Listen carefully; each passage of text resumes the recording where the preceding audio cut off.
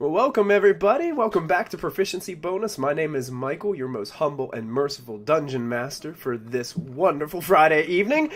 This is Storm King's Thunder, episode 51. We are so glad that you guys are hanging out with us tonight. Just a few shout outs before we get started. I wanted to throw out a huge shout out to Twitch, Streamlabs, Team MZ, Nightshade Creations, and Many-Sided Dice for all of their sponsorship and support. We also want to throw out a big shout out to DiceBard, our most recent sponsor, for coming aboard and helping us out. If you type in !DiceBard in the Twitch chat, it will give you a link to their website where you can get all kinds of really awesome dice and all kinds of other merchandise. And when you're done, use the coupon code PROBO and you get free expedited shipping just for hanging out with us. So that's pretty cool. Other than that, we are going to go right to the party, and I'm going to apologize right off the bat. Our OBS is having some issues, so I'm going to have to fix some things. So if it gets all glitchy and slow for a couple seconds, that's totally on me. It's my fault. My bad. I'm sorry, guys. So I'm going to go ahead and everybody say hello to our viewers tonight. Hi, beepies. Hello. And I would just like to point out to our viewers at home, please don't blame our DM. When you need someone to blame, blame Canada! Canada can't win. I'm just like stuck. I can't win here. I'm just gonna go. I'm gonna take my teeth and go. All right, I think I got everything situated. So let me know, Twitch chat, if something looks terrible or anything is glitchy or messed up. Just holler at me in the chat, and we'll eventually get it taken care of. Wait, let's just do a couple really quick shout-outs. First of all, Christy had an awesome episode of Mystic Hour last night, if you didn't get a chance to see it. It's Women in D&D Part 3. Where she had a few guests on there. They talked about some really cool things. So if you didn't get to see that, make sure you check out the vodcast of that. That's every Thursday here at Proficiency Bonus, 8:30 p.m. Eastern. That's 5:30 Pacific. So make sure you check that out. We've got Hell or High Waterdeep kicked off the last 2 weeks, which was very exciting to watch.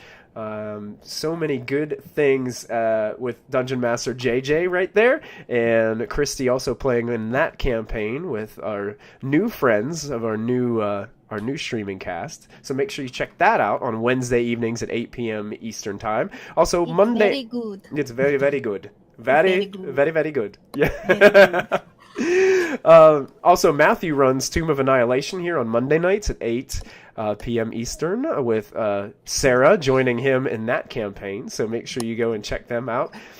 We are also casting for Curse of Strahd right now. That will happen on Sunday nights at 7 p.m. Eastern with Dungeon Master Sarah. So make sure you jump on board. If you type in ! Somebody beat me to it. It's Matthew. Always Matthew. It's like I knew what you were going to say. That's it. So if you haven't gotten a chance to fill out an application for that, I think applications just went up on Roll20 recently, so we're going to get an influx of people coming in from that. So make sure you get your application in right away so we can go ahead and start contacting people for interviews and things like that. There was one other thing. Oh, yeah. We're going to start a really miniature session campaign. It's going to happen on Thursday evenings with Dungeon Master Michael. Yeah. So it's going to be fun.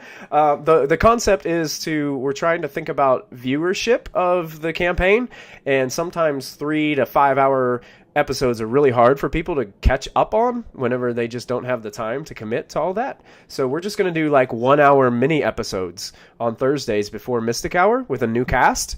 And that way, if somebody happens to miss something, hey, it's only an hour. It's kind of like watching a show on Netflix, you know? So it's going to be interesting. We're going to try it out and give it a whirl, see what happens. And that will be starting up very soon. Instead of Netflix and chill, it should be Michael and chill. Michael and chill. Yeah. Michael, do you know when approximately, like, how many weeks? In approximately how many weeks? I was hoping for the beginning of November. Ooh, okay. So I'm trying to get it going quickly, just because I want to get things going before the kind of like holidays kind of, crunch down on everybody's schedule a little bit. So Cool. just I hear you. try to get some momentum going before we kind of have to maybe roll back on a couple episodes and come back and catch back up. So I don't know. We'll see. It's a Thursday, so it should You work. have nothing better going on. I may be pulling Yeah, from yeah. the cast for a Mystic Hour show, much like we did with Waterdeep, because that went so Yeah. well. Oh, it will definitely. I'll have everybody done and ready. You'll have plenty of time to get everybody sorted out. My goal Awesome. is I'm to be excited. well out of your way by the time so Mystic excited. Hour excited. comes around. So I want to thank everybody for joining us tonight. We're going to do just a quick recap of last time that we were together.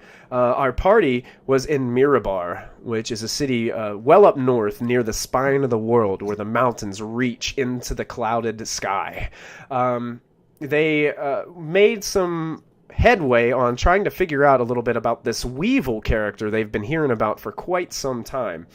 As Lachlan and Callista were able to meet up with a spy of the Zenturum. His name was Brock Blackfeather, near the docks, just looking to see if he could figure out some information about where the Weevil might be. They overheard some things. Long story short, Callista broke his nose. I forgot about that.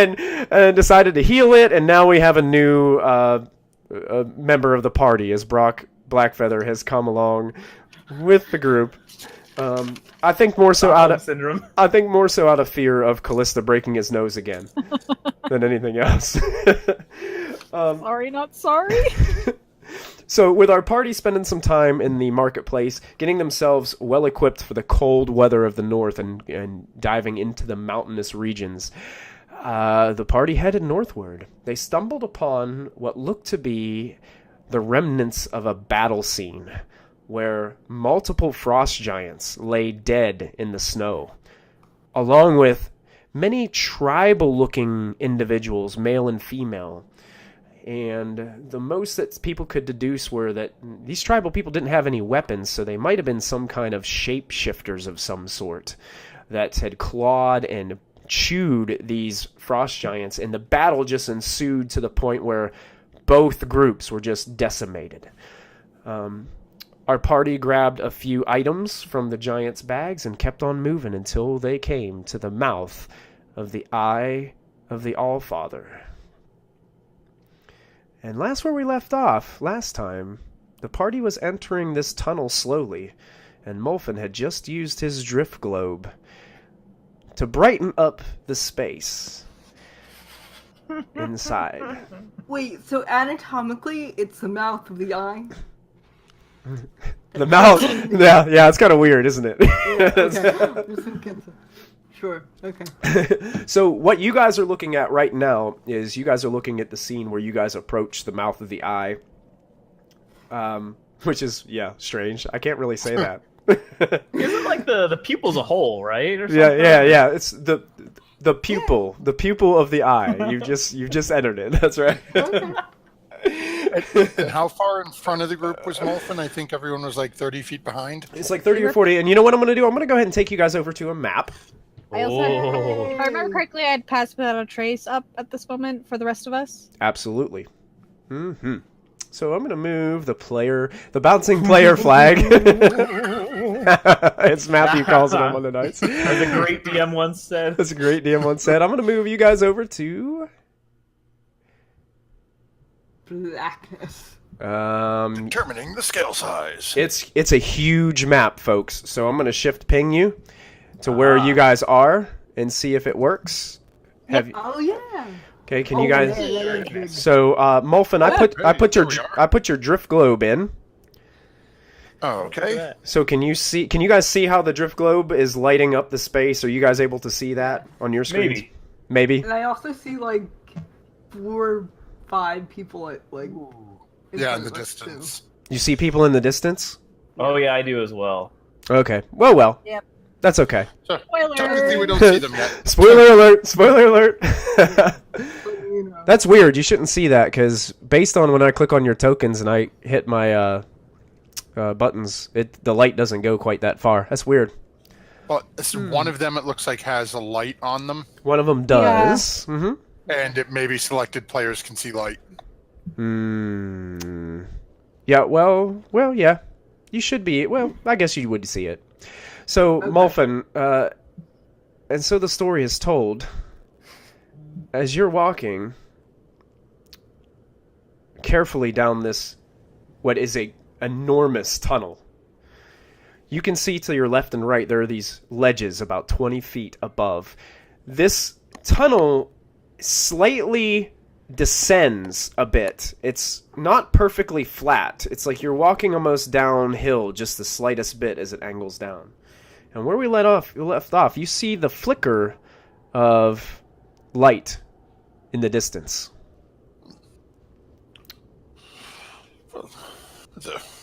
Ashlyn would probably be closer to Molfen. Can I move her? Yeah, sure. Just because she loves her Uncle Molfen. What I'm going to do is change my... There we go. Get a little closer in there. Oh, you're following right with me? Yeah, I don't want you to go too far because you can't punch people in the face. No, but I can quite easily just bump myself out of that. But, anywho, if you're coming along, let us... Diana and Callista, your passive perceptions are above a 14, right? Yes? 17. Okay. Mine is a 14. Okay, is anybody else have a passive perception of above 14? By any chance? Ashlyn. Ashlyn does? Okay. Mine is 14. Yours is 14? Exactly. Okay. I think mine's only a 12, I'm just checking. No, mine's a 14. 14 as well? Wow, we're good. Oh, we're some perceiving people. You're some very perceiving people. Somebody's mic is acting up. It's going like in and out. I think Zos, I think when you play with your phone cable right there, I think that's what's doing it. Dang. It's out now. Still doing it? Weird. Huh. No, not now. Still doing it? It's not doing it. All right. So, you guys notice, everybody notices this out of the party. As Molfen lit that drift globe, above you, now this is a 60-foot high tunnel. So it's well up there, but the light is shining up there. You can see what looks to be two carved ridges. As almost there's this large 20-foot thick, but like 40-foot wide, like as wide as the chamber. It almost looks like there is a stone door that's like a loft up inside the top of the ceiling of this place. Huh. And about 20 feet down, it looks like there's another one.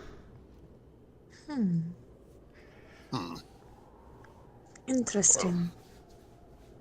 Molfen sort of look over his shoulder back at Ashlyn a little bit. We should be careful not to be under those should they decide to close this afternoon. What if they open and stuff falls out, like a closet, and hit you on the head?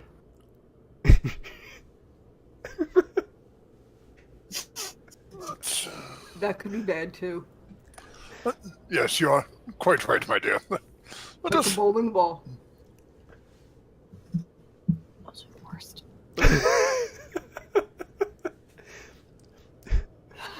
The old bowling ball in the ceiling trick. You gotta love it. I would like to thank the individuals that up that way is a little...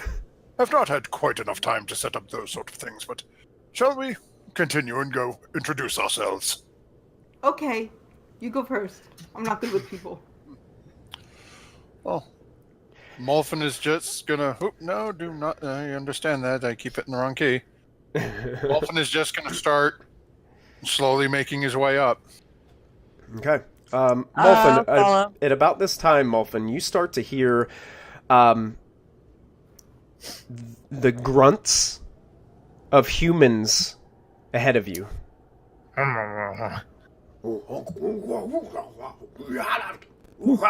They sound like gorillas. Okay, my curiosity gets the best of me, and I go, "Hello." It and echoes. calling It out. echoes in this chamber. I cast wanna step invisibility up on a little myself. bit closer to them. You cast an invisibility, Lachlan? Yeah. All right. Lachlan just disappears. I Brock, want to Dolphin is cling gonna to a stand corner. Go ahead.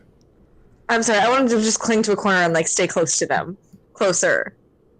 After I hear Ashlyn call out, I want to take a few steps forward. Okay. okay. Brock is sticking with you, Diana, Ew, why? because he's just not sure what's going on right now. He still has no idea what he's His doing. arm looking like, These in term, they just can't. Oh, they just can't stop. And Trust Harshnag me, I is know the struggle. Harshnag is also going to move up a little bit too, as he is kind of, and you guys can just hear the wind outside of this place, like echoing like a chamber inside. The snow kind of billowing in this opening a little bit. You guys are now at the point where the snow is kind of starting to get, it hasn't blown quite as far into this chamber. And Molfin, as you're heading forward, you just continue to hear those grunts and noises coming from straight ahead. Are you able to see now? Is your drift globe kind of yeah, Yeah. Okay. I can see the ones at the other ones not illuminated, I'll say. Okay. And Molfin's just going to keep walking up behind the drift globe, you know. As you get to about right there, you can hear one of them kind of like in the middle of this. There's these massive staircase that leads up to these two massive stone doors that have bas relief carving in them of giants fighting dragons. Ooh. Inside. It's very elaborate carving. There's like 4 of these. They look like very tribal individuals. They have patchwork armor that they're wearing, cloaks made of animal skins and furs. They have skin that looks super tan and even calloused in places. And they are smashing they're like hitting with their shoulders up against the door, like trying to budge it and move it. And then one turns around and you see the one standing in the middle of the staircase looks towards you and goes, Tapsa! Ukta! Shingaru! Oh my. And then they all like turn around and look towards you in the light. And I And don't you recognize this at all, this dialect. You have never heard this language ever. And you also notice that the one that pointed to you has a chain leash that leads to what looks to be a very small white dragon that is now looking towards you and just has these sharp fangs sticking out of its maw. And next to him is a female barbarian type woman. And she's wearing these crude animal skins. She's holding the torch high above so they can all see. And she also has this like satchel that she's holding kind of over her shoulder.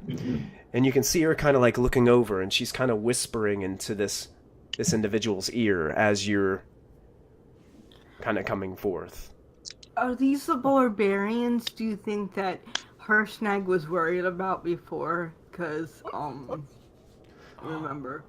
I'm not quite sure if this would be the Uthgard barbarians he referenced, but perhaps it is best that he is not up here with us. Okay. I'm going to take a few steps forward and try to converse. I would... Be careful, I am also preparing a little something should the need arise. Okay, As run Molfin- really fast. As Molfin takes a couple of steps forward, I'm preparing if anyone charges and looks aggressive, Molfin's going to release a spell. Okay. Step a little forward and And as Looking soon up- as you start to step forward, he looks at you again, Molfin. It's like Patsat Muka! Shamike Nishi Nishi!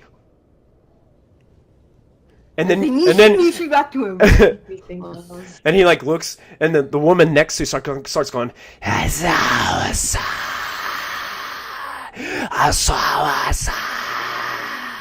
And you see all the other ones, they get out these really crude looking axes, and they're kind of like standing at the ready down at the base of the stairs. I go, a sour sauce to you two. And, we come in peace.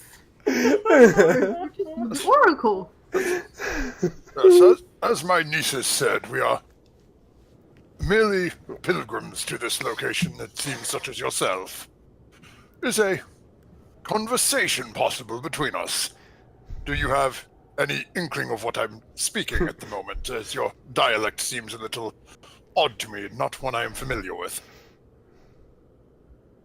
They just I'm like sure they understood he all just of like that. turns his head sideways, looks the woman like tilts back. Hey, thanks for the bits, guys. Moves down and you can hear like the woman like just doing these weird like hissing sounds into his ear, and he looks back towards you, Mulfin, and then you see his eyes kind of gaze towards the drift globe.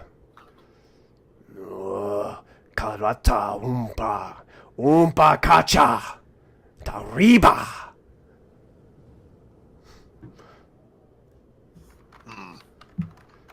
Well, And then- just turn, look at Ashlyn a little bit, and then just one hand out to his side, and just have the drift globe move and float right above his hand, right next to him. As soon as you do that, the woman standing next to him is like looks like fearful at the start. He's like, Rankiki Tamatsusha Nakrita, and they all like,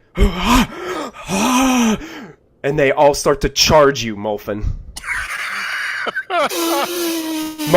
Wow. I need everybody to click on their tokens and roll initiative, please. Let the battle And- begin. Am I going to get my spell off that I had prepared? You will get your spell off, but everybody else is going to roll initiative. My oh my. Oh yeah, 9 and 10. Getting Level great two numbers is- here. Yeah. Start Out with of it. this, so we've got it in the system. I And wonder- then right on the bottom of the stairs, on the two that are in front, and the box right next to it. I'll draw it out once I roll. What's my hourglass be? Okay, you're going to draw it out for us? Yeah. Excellent. Fantastic. Let me go ahead and add initiatives for my wonderful These are 10-foot NPCs. Squares. Okay. These are 10-foot squares. Yeah. Are they 10 foot? Yeah. They're 10-foot squares? Hey, let's do this just for gravity's sake. No, the thick lines are 10 foot. The miniature ones should be 5 foot. I don't know, because if I run right up to No. Uncle Yeah. Muffin, it's like 50 feet. All right, let's just say just for now, those are going to be just 5 foot squares, Okay. Cool. just to make it a little bit easier for us to deal with this massive map. You can do waypoints with the things. I did not know that. Yeah, by using Q. Really? I can right click. I can right click to do waypoints. Oops. Oh my word, what are you people doing? Somebody created a ton of waypoints. Okay, there we Wait, go. where? What? Oh, wait. So can What I are go- waypoints? Okay. Oh Are yeah. those lines? Let me. Yeah.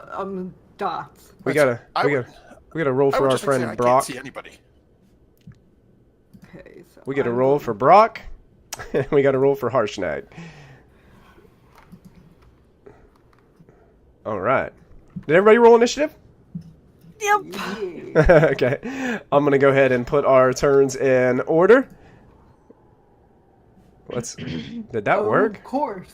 Did that work? Yeah, it did. Yeah. Uh-oh.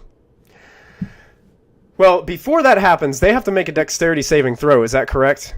Yep, those two 'Cause- that are right in front. Fair enough. All right. So as Mulfin unleashes, sees these barbarians like start to take this aggressive stance, and just as they start to take their first steps forward and charging him, you see that he it does that familiar command word that you guys are so used to, and there is this greenish black substance that just permeates on the floor right in front of everybody, right there on the for the This is berserkers. when the laugh track starts and everyone goes, "Oh, Uncle Morphin." Oh, Uncle Molphin, at it again.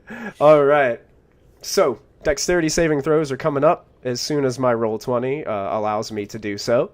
Come on, roll 20. Thank you very much. Dexterity saving throws, 2 of them coming your way. They're hidden. Why are you doing this to me? Roll 20. I want everybody to be able to see what's going on. Everybody at home will be able to see, just not you guys. Okay. Just loved. Never whisper rolls. There we go. I got it adjusted now. We should be able to see those. The first one rolled a 6. That's gonna fail horrendously. The second one rolls an 11. That'll fail too. So as these 2 barbarians go to charge, you watch as their feet just start going everywhere all over this, and they slam down onto the ground into the grease as they get started. Now it will be their turn, so they are going to spend half of their movement to stand up, and they will have to repeat that check, I believe, to move out of it. Is that correct? It says a creature that enters the area or ends its turn there must also succeed. Or ends So- ends its turn Yeah. there. Okay, So so it's enter or end. So no, once it's up, it seems okay. okay, so he's going to move out. So they take half their movement to stand, and this one is actually going to get out of the grease mess, and so is this one right here. And they just have their great axes kind of like above their head, and they're just looking towards you, Molphin, and they're going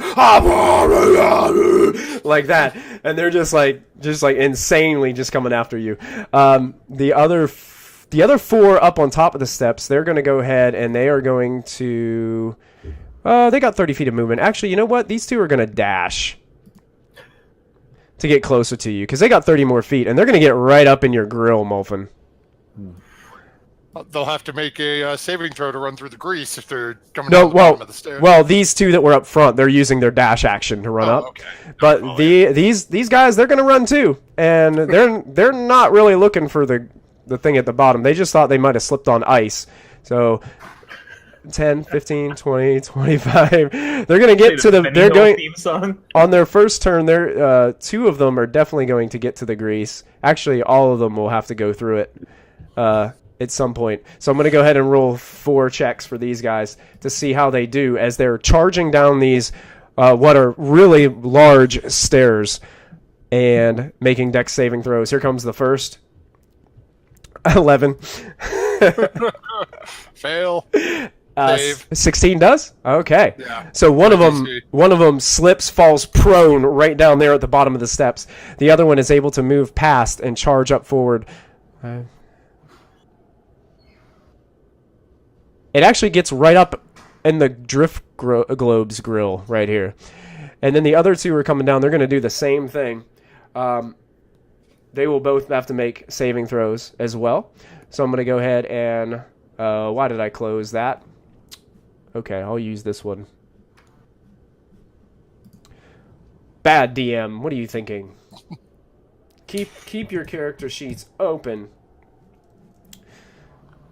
Oh, I wanted to tell you that if my mic lights up, it might be my dog snoring. So if anyone hears my dog snoring, this happened Monday too. My mic kept lighting up, but it was my dog.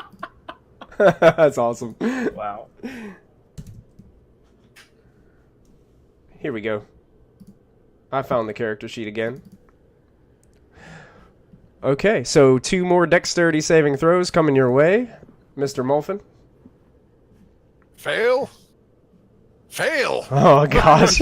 So 3 barbarians are lying down here at the base of the steps, flat on their backs, rolling in grease. To start off their wonderful round. That ends their turn, and now it brings us to Anastasius, who is a Okay. little bit farther back there right now. Yep. Gonna move them up. And I'm gonna give us some music here. Ooh. Let's give us some music. There we go. I like that music.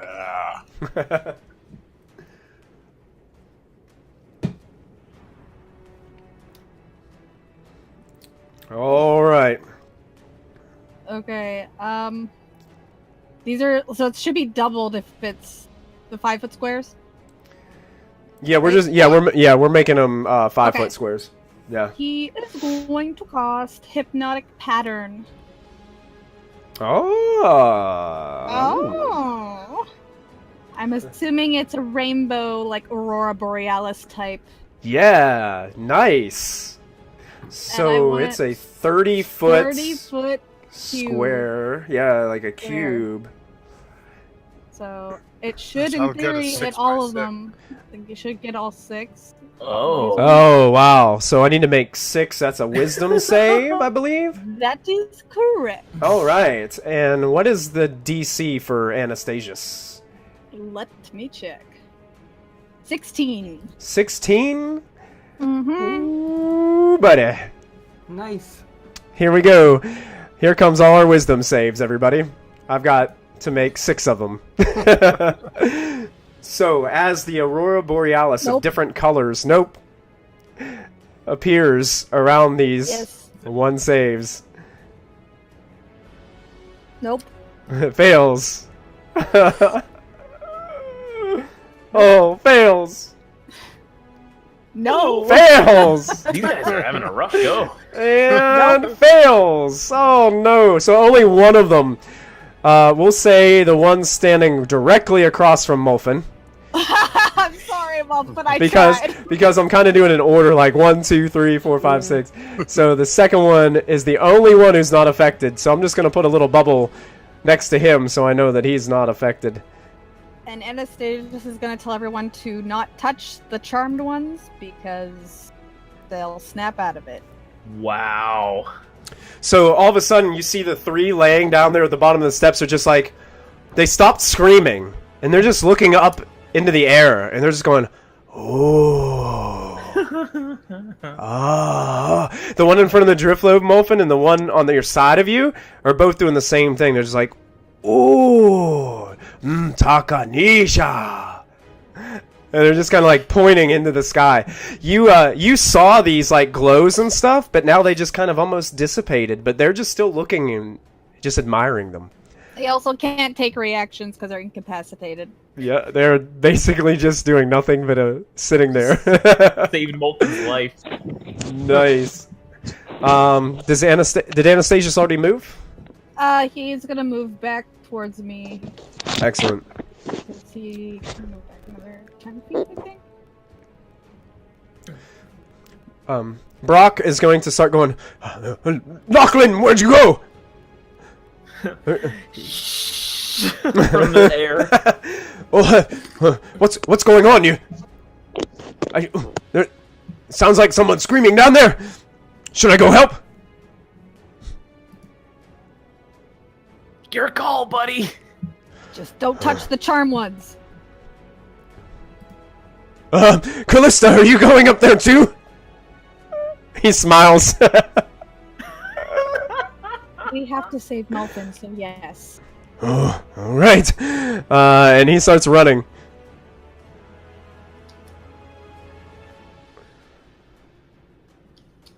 He gets to about right here with using his action to dash.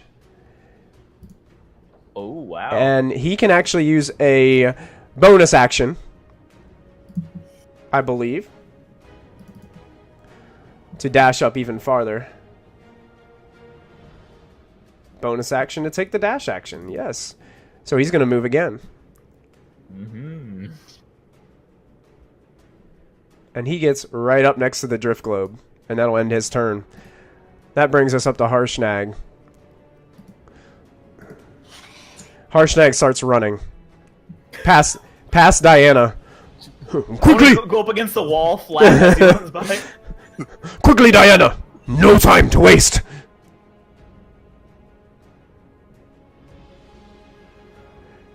And he can get up to right behind Ashlyn as he is just storming down with axe in hand. And that brings us to the woman. She takes a step down the stairs, and you watch as she produces this bag of materials. And she gets out this jar, and she uncorks it and dumps this glowing liquid into her hands. And she rubs it together all up and down her arms, and she's like, Sashrata Muhasaka! And she throws some of it up into the air. And she is also casting Hypnotic Pattern. Would Muffin start to recognize the words? You don't understand this language. No, but I mean for her trying to cast the enchantment. Would I recognize any of the... I think there's Know the spell? I think you make an Arcana check. Okay. Give me a second. Arcana. Come on, roll 20. Let me click it.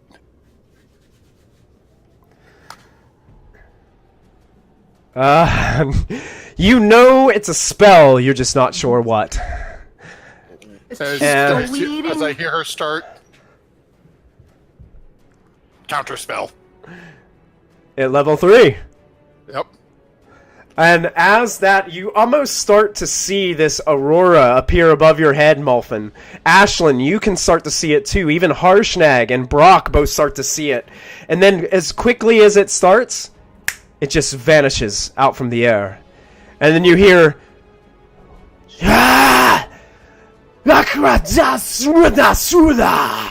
And it points right to you, Mulfin. And... Wolf just looks. And that brings us to Callista. Okay. I'm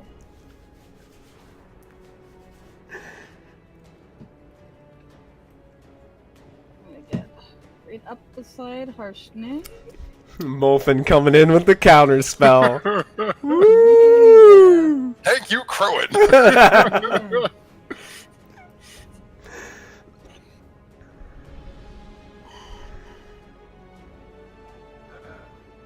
And I'm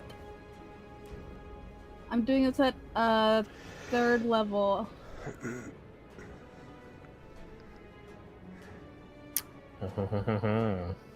Ooh. Is At this the lady. a moon? Is this a moonbeam? Oh, This is a moonbeam. The nuke is back. The nuke is back. So a Constitution save is in store for our shaman. Let's And see. it should be... My DC's higher than that. Yeah, what is it? 15. 15. Here's the save. It's coming right up. It's whispered, but it's a 2. So she fails. She takes all that damage. Oh. So 18 points of damage. Plus 3, because I did it at a higher level. Oh, plus the 3 at the higher Yeah. level, yes. So yeah, as the moonbeam just beams this bluish, purplish energy all around the shaman, you can see she's just going... She's just like sizzling and just burning underneath this light. Anything else that you would like to do, Callista? That is it. All right. Mulfin, you're up next. Oh, okay. Would it be a free action to just reach my hand out and grab the drift globe, or no? I'll say yes. Okay, so I'm just gonna grab the drift globe to take it with him. Look over his shoulder. Ashlyn, be a dear and handle this gentleman in front of me, if you would. Of course. And Mulfin is gonna just sort of squeeze around in between this one that's staring him in the face. Okay. And the 2 that are just sort of out of it to get a little closer to that woman who is currently centered with a moonbeam cooking the top of her head. Yeah, she's currently going, with the nuke. And looking up at her and say, you know, you really should stay right there, if you please. And as running his hand over the crystal on the top of his staff, is casting Earthen Grasp. Earthen grass. Yes! Ooh. All for Calista with the tag team again! Teaming up on the shaman. Strength save coming right up. And I'm going to burn one of my portents to Oh. have her roll a 9 and fail that save. And Twitch chat will also tell you it's a good thing that you did because she rolled a 21.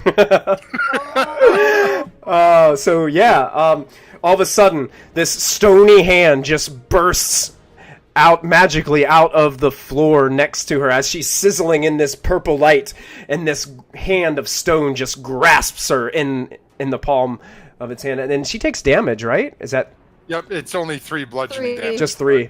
Yeah, as it squeezes her, you hear her continue to call out in pain, and she's looking pretty rough, folks. She's hurting. Double check something. 5 foot radius. Is it only like 5 feet? So it's a radius. So would the other 2 have to save as well? You know what? Technically, if you put it in between of all 3 of them, you could hit all 3 of them with that spell. So okay, you want to? I you wanna would do have that? done that. 'Cause I thought it was like a radius. Yeah, it kind of Moonbeam's a strange spell, as if it's like that 5-foot circle, so you can place it like in between squares to hit multiple enemies. Okay. Yeah. Yeah. I think that's what we did last time. So Yeah. I'm gonna do that. Yeah. Okay. So that was a con save, right? Yes. Okay. So here's the White Dragon's con save. He rolled a 16. Okay. So he takes half. He's gonna take half, and let me go ahead and click on the other guy here as he makes his con save. He rolled a 22. So he takes half. He's gonna take. So they're gonna take half of the 21 Half of the total points. 21. So it'd be 10 points as the Moonbeam makes pretty much everyone sizzle up there on the steps. And we are up to Molfin. Is that all you wanted to do on your turn? Yep, that's action and what little movement I'm taking. All right. Now, does the White Dragon have to also make that save at the beginning of his turn? I think it's the end. Let me check. Okay. Ooh, boy.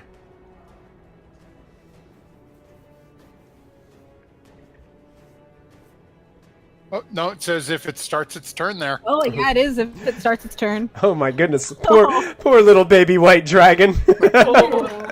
Let me roll again because it's a new. It's a new damage, right? Yeah. Yep. All right. Here we go. Can we save the little baby white dragon?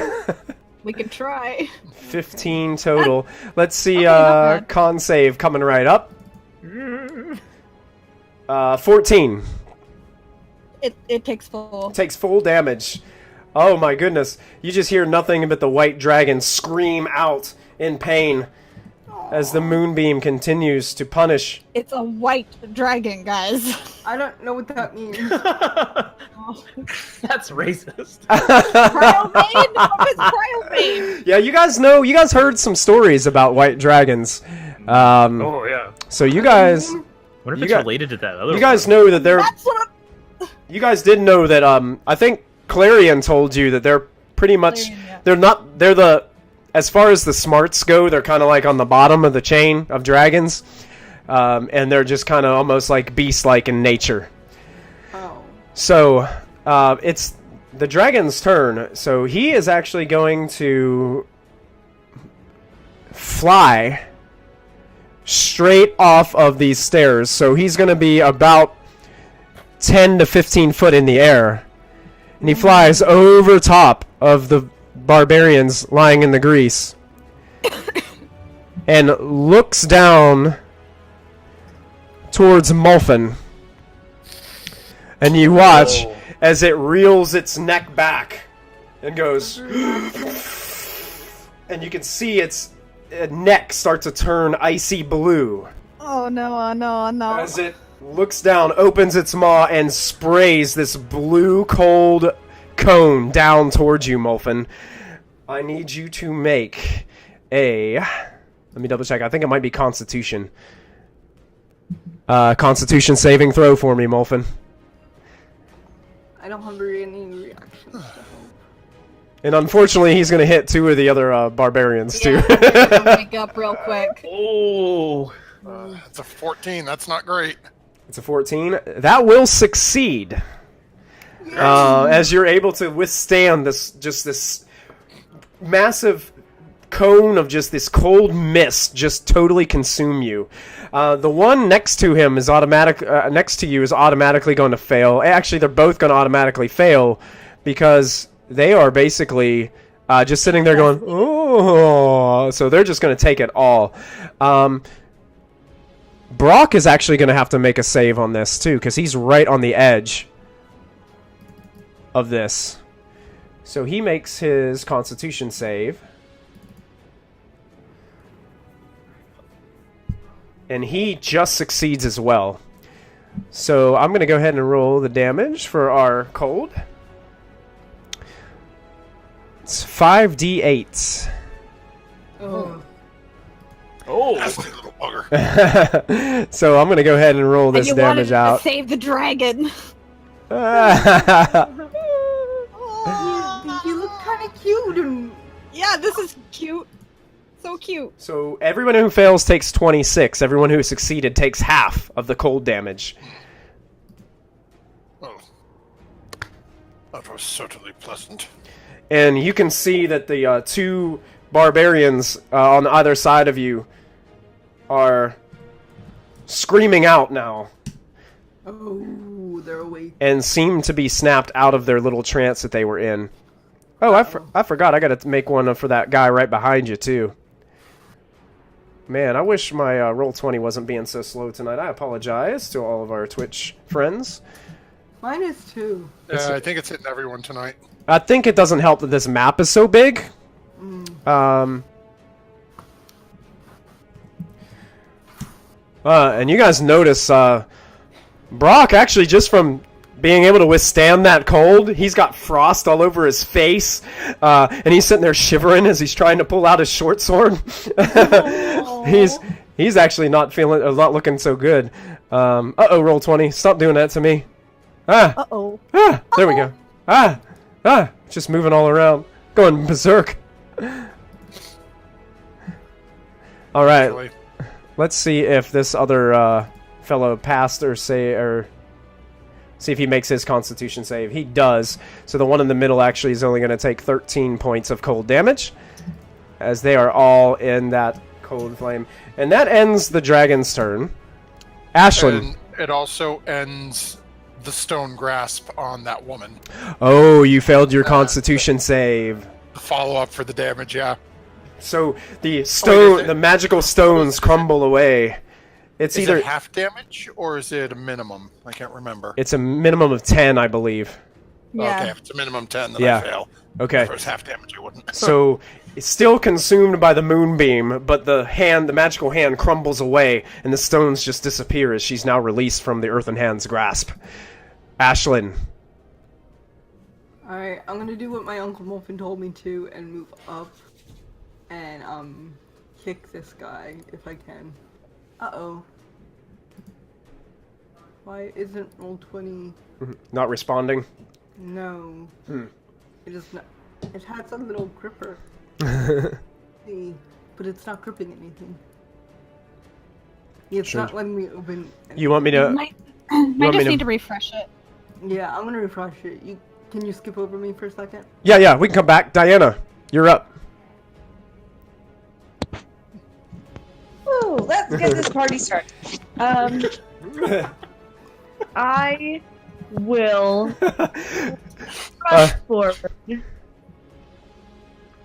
I will measure the length of where I can go, but I would like to rush forward. Oh, that's like 100 feet. I can move. Yeah, Go up It's to half of 60. it. yeah, go half. Every square is 5 foot. For some reason, it's showing up as 10, but it should be 5. Okay, so I think my speed is 40. Check again. Yeah. I'm sorry, I'm being a very bad player right now, and I did not make sure that my look at that look at what froze. So it froze, but I wasn't gonna roll anything. I was going to run up as much as my movement can, Okay. And I would like to. Would I know that they don't speak our language? You were kind of back here in the distance. You could hear them kind of shouting back and forth, but you do not recognize that language at all, Diana. Okay, then I will try to talk with my hands. So I'll like run up and I'll be like, "Stop!" Like with my hands up like this. I'll be like, "Stop! Stop!" We at a point between the two of us could be friends, and I'll link my arms together like a bro hug thing, like friends, you know? Yeah, No, like, yeah. how Owen's doing. Like linking your arms, just like, yeah. Okay, okay. Go ahead and make a persuasion check with disadvantage. I would if my roll 20 wasn't frozen. Okay, do you want to try to back out and come back in, and we'll transition back to Ashlyn, and then you can see if you can roll it when you get back? Sure. Okay. We'll get it going. Yeah, I think Callista had the nat 20 from last week. Was that correct? I guess so. I don't know. I Is don't that- remember. I'm just going by what I see in Twitch. Why? I think I might. I think I might. I I'm trying to thought... remember what happened though. I was trying to remember, too. I think it might have been. There we go. All right, Oh, it was our conversation with Molfin. that was it. Yeah. I remember now. All right, Ashlyn, while Diana's rebooting hers, go ahead and you can take your turn now if you're able to. Yes, let me try. Yay, I'm gonna go up and hit this guy twice with my quarterstaff. All right, Ashlyn rushes up on the stony ground with her quarterstaff ready. Let me...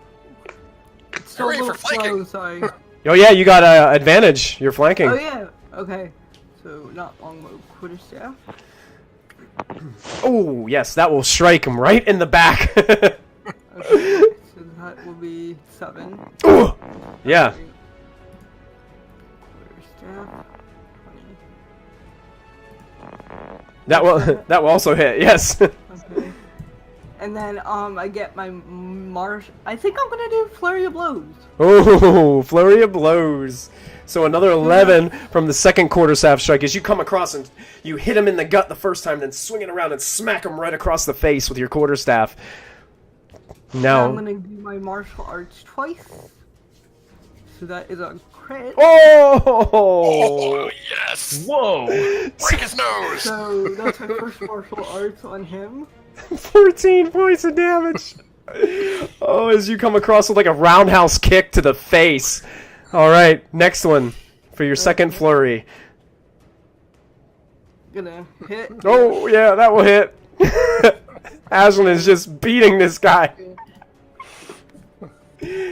She comes around and then like takes a quarterstaff, puts it behind the barbarian's head, and then pulls it down and knees him right into the face. he stumbles back. He's like, "Oh God!" And he's just like, he's in serious pain right now. I go, is that okay, Miss Uncle Wolfin? Is that what you wanted? Little more violent than I had anticipated, but yes, exactly. Okay. Awesome. Diana, is your roll 20? It is coming along very slowly, but it is coming along. I can see everything now. I can see my spells and everything and all of that. So I can Okay. roll my persuasion Yeah. now. And Ashlyn, was that the end of your turn? Yeah. Okay. Just wanted to double check. Okay. And I would like to make it with, I would like to put my advantage on it, so it's a straight roll. All right. Yes, you can do that. Using her DM's inspiration for the week. Rolls a 15. We will see how it transpires when it comes back to their turn. All right. Lachlan, you are up, and you're invisible. I'm invisible. Yes, Sounds you good. So I can't move my guy right now, but I'm going to move up here, which is within my movement range. Yes. And then from there, I want to go ahead and fire at the shaman. Oh, right. Yes. And I think I get advantage because I am invisible. Yes, you do. Which also applies your sneak attack Nice. damage as well, because Yeah, you're so, hidden. Yes. Oh. Wow. So, Lachlan, how do you want to do this? I just want to kind of... I'm looking like between Harshnag's legs, and I just want to calmly aim and kind of like line up a shot right between the eyes. Yeah, you watch it in the scope of your your fancy crossbow that you have, and you can watch it. It's almost like slow motion, and it's like just hits her right between the eyes, and you watch as she just stands there for just a second, and then falls forward and lands onto the stairs and rolls down the stairs. The bag she was carrying spills all these weird items out onto the floor, and they roll down into the greasiness. I think I'm no longer invisible. And she was holding a torch. Oh. And it starts to roll down towards the grease. Molfin, roll a d20 for me. Oh, crap. Okay. I'm gonna refresh roll 20 real quick. Something tells me my persuasion did not go so well. 15. As you watch, the torch hits the butt end of it on a step and then starts to just move down closer to the grease and lands directly in the center of the pile of grease. And the whole thing starts to ignite in flame. And all three of these tribal warriors are sitting in torched grease fire right now. And this takes me back. go ahead and roll a d6 for me, Molfin, to get things started. Awful. This is just terribly evil. So they're No, all it had nothing to do with this. so they're all going to take 3 points of fire damage, and they are currently on fire. Nice. I'm just picturing Lachlan And no sitting there longer charmed. watching the shot. And no Yeah. longer charmed. Yes, yes, the charm has worn off of everyone now. Oh, crap! As He said, "Don't touch them," and you touched them. they were all kind of like in this state of just being hypnotized, and they were just like, and then all of a sudden, so they're just there's all this fur is just torched in the grease that they're lying in. Brings back some episode 1 and 2 memories. All right, Lachlan, does that end your turn? End turn. All right, we are going to go to the individual that's standing next to the woman who just rolled down the steps. Seeing that the fire has just emerged down below, he starts to step forward, and seeing the dead shaman laying down at the base of the steps, now almost rolling down into the flames herself, he just kind of looks like he's cornered. But he's going to come down, and he's got a little bit of space next to the wall here that he's going to slip past the grease fire. And he's going to come right over here. And he almost looks past Ashlyn and Brock towards Diana. Hey. And he looks to you, and he points down to his friends that are on fire. And he points towards the dead shaman, and points at you, Diana, and is like, Nishinatuga, and takes his great axe and makes a slicing motion like across his throat towards you. Messed that one up. Yeah. The fire, I think, might have ruined that one for us. Gramps, what are you doing? That brings us to the top of the round. So, these three that are standing in the middle here, one of them is going to actually... They are still looking at Molfin with that sense of... It's almost a hated, like a look of hatred, but almost fearful hatred as they're looking towards you. And they are all going to basically team up against you. Even the one I hit? Even the one that you hit kind of almost shrugs it off and is looking towards Molfin. And they are all going to make reckless attacks against Molfen. So all of these are going to have advantage. And they're all looking, Nishi Natuga! Nishi Natuga! Where is he? Can That one will miss. No. That one will miss. As the first one kind of swipes, Molfin's like, like slipping. As he's, the next one, he goes towards you. Molfin takes his 2 swipes. Ooh. Warding flare.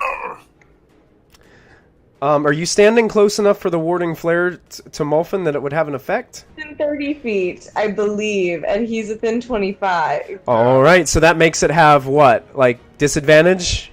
It would probably still hit with disadvantage, right? Still hit with crit. But it Well, was Not a crit. It would, Has advantage? yeah, it would take the crit away. well, technically it wouldn't. Advantage plus disadvantage straight roll. Oh, yeah, because it's a reckless. Yes. Yeah. Yeah, Diana's Still trying to reach out with her reaction to make that bright light distract this creature from hitting, or this tribal warrior from hitting you, Molfin, but you still feel it just dig into your shoulder. And the second one swiping at you. It's also going to strike you for another 15 slashing damage as 2 of these axes slash across you.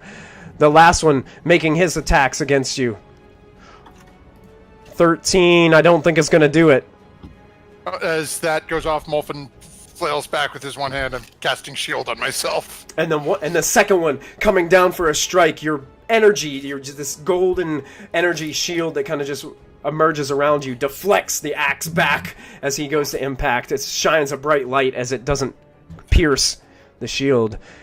Ugh. And they all actually, when you do that, Molfin, they're all just like, ah, Tuga na Nishi! And they're just flipping out over this. The 3 in the fire take another D6. So go ahead and roll, Molfin, for another D6 fire damage as they're all rolling around in the fire.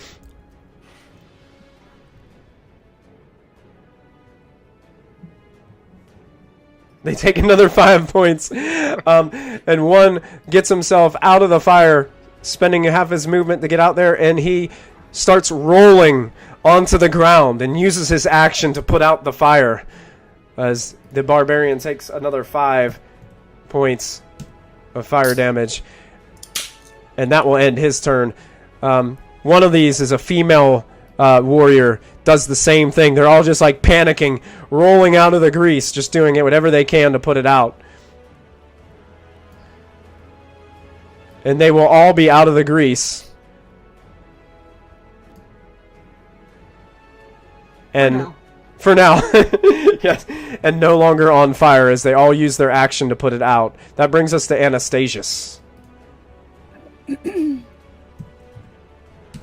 to get behind me.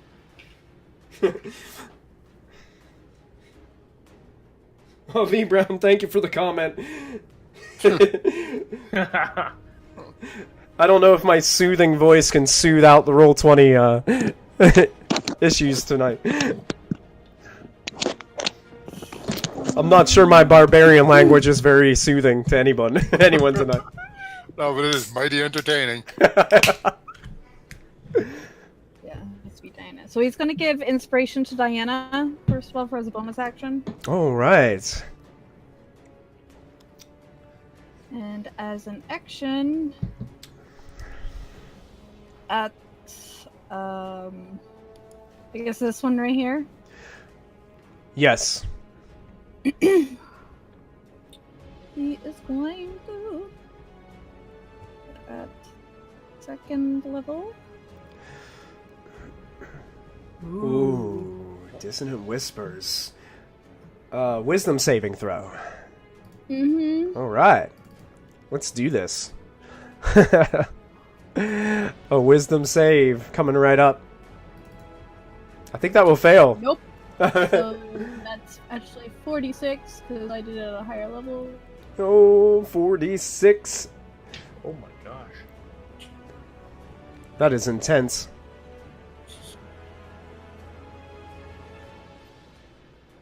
11 psychic damage. All right. So, Ashlyn, you're watching as this one next to you, to the right, as you're battling with one of these, all of a sudden just like grabs his head and starts going, oh, and just cries out.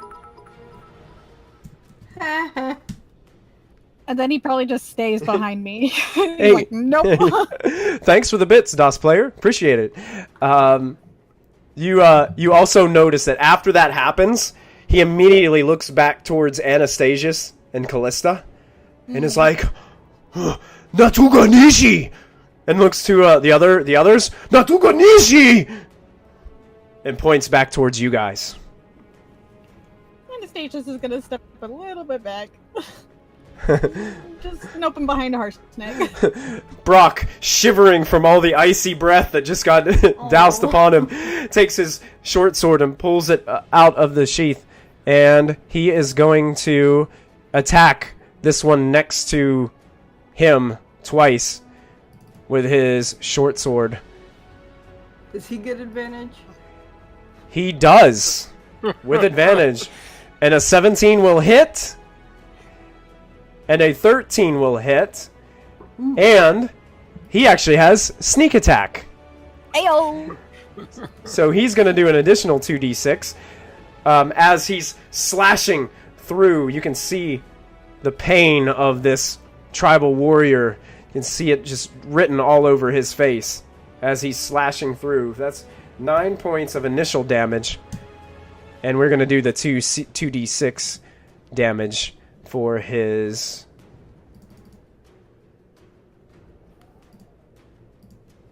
sneak attack damage, because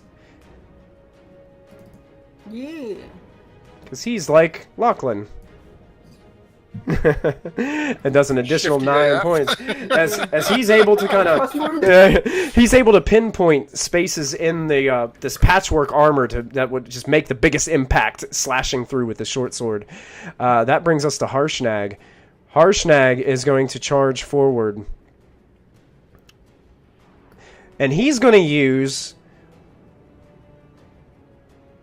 the help action as he puts his axe kind of over his shoulder, and as he emerges, you can see fear and hatred in the eyes of the barbarians as they look towards the massive figure standing in front of them, and they all go,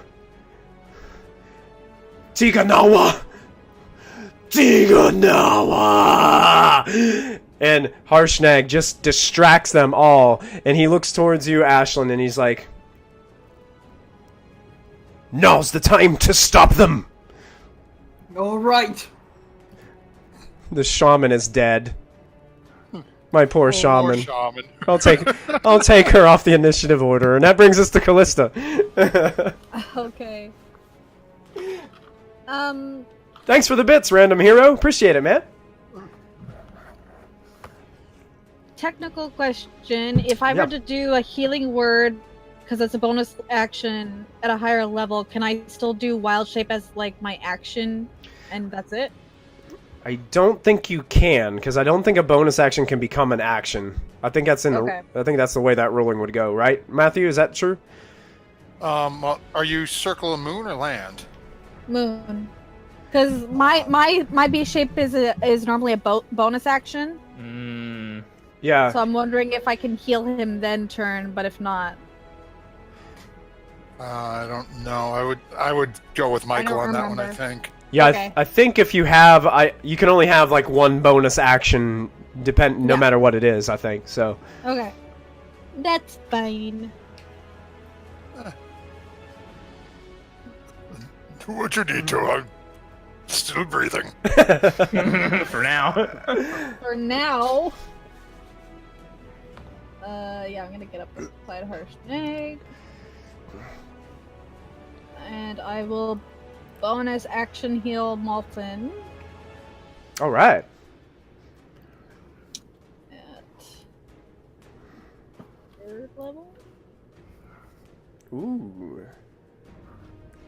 Question mark? Yes, All right. So 9 points of healing to Molfen. Callista, can you describe your spell for us? Oh, I think they're all supposed to get. Are they also supposed to get my modifier as well, or is it just a straight D4? Oh no, your modifier too, I think. I thought you did get your Well, modifier. I'm checking. I got my book handy. I was looking up one of my spells. That's healing word. Yeah, your spellcasting ability modifier. Yep. Oh, well, good. then it's a plus Probably plus another 5, I think. +4. Plus 4 more. Yeah. So 13 points of healing, Molfen. I gotta fix that spell. And you can describe this for us, Callista.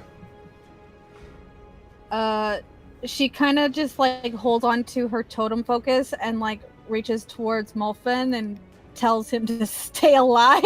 And you Yes. see like this light Nice. like glow and just like hit him in the back. All right. And you feel that warmth that it just surged through your body, Molfen. And anything else, Callista? I think that's it. And so I can only use a cantrip, right? If I do an action? Yeah, you can use a cantrip. Yep. Let's see. Is he in range? Sure. Why not?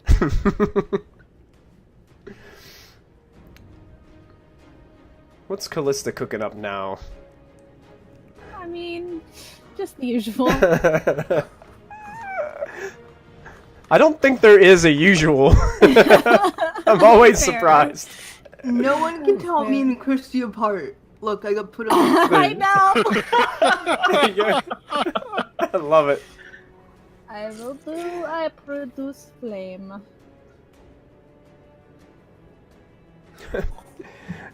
Hey, Random Hero, we appreciate that that awesome compliment in chat. We really do. Thank you so much for hanging out with us. We definitely do. Mm-hmm. That's a 23 hit. The one in Yes, front of me? absolutely. Wow. Nice. Oh, 14 Oh on my a gosh. cantrip. Oh, Callista is tapping into her inner Callista. It's her favorite cantrip for a reason. There's just fire everywhere in this chamber. It's just everywhere. I have a way to fix that too. So as this one was like pointing to you and like speaking this, all of a sudden you're My hands light up in flames. I'm just like, just like hurling it at him and is just smacking him. You can see it's burning some of his animal skins off of him, and he's just like, and he looks in pretty rough shape, Callista. Molfen, as you feel this surge of healing all throughout your body. Hey, thank you so much for the subscription, Random Hero. You are up. What are you gonna do, Molfen? Molfen just sort of looks over and gives a little grin back towards Callista. How far away is that white dragon from me? He is about 15 foot above you, like flying about 15 foot ahead of you, just flying right there. Oh no. So is Molfen is looking at Callista and Ashlyn, and then up at the white dragon. Oh, a quick question, Callista. Did the moonbeam dissipate? no. Okay, I'm still on concentration on it because I okay. haven't done anything that causes concentration. the other one on. Yeah, I was just double checking. Okay, Yeah, that's why I was like asking what other bonus actions I could use. perfect. If I could do Yeah, as excellent. the healing word, or because that's also a bonus action. I can't do healing word and move it at the same time. Yeah, Dang, gotcha. that Mhm. Action economy. Yeah, Yeah, that's I it. was like, That's it. Which version should I Action go with? economy is the worst. All right. Ah! So Last question is, how large is this white dragon? a bit bigger than a human, just in length, but and with wingspan, a little bit bigger than a human, but not very big. Molfen looks at Ashlyn and makes eye contact. My dear, I am extremely sorry for this, but I feel I am needed elsewhere. And starts muttering under his breath. And I am casting Thunderstep to teleport onto the back of the baby white dragon. Yes. Please make this happen, Molphin. Classic Molphin. What else does Thunderstep do? So I have to make a con save. radius. A loud crash of thunder echoes throughout the cavern as Molphin vanishes. Everyone within 10 feet needs to make a Constitution save or take the damage. Oh boy. Oh boy. So that's... Brock is within 10 foot of you too. Yep. Oh. Technically the dragon is 15 foot away, so he's not going to take it. Yep. I fail. Oh, Ashlyn takes 10 points as you guys all feel, as this thunder cracks out from Molphin, you all feel the whole chamber shake underneath your feet.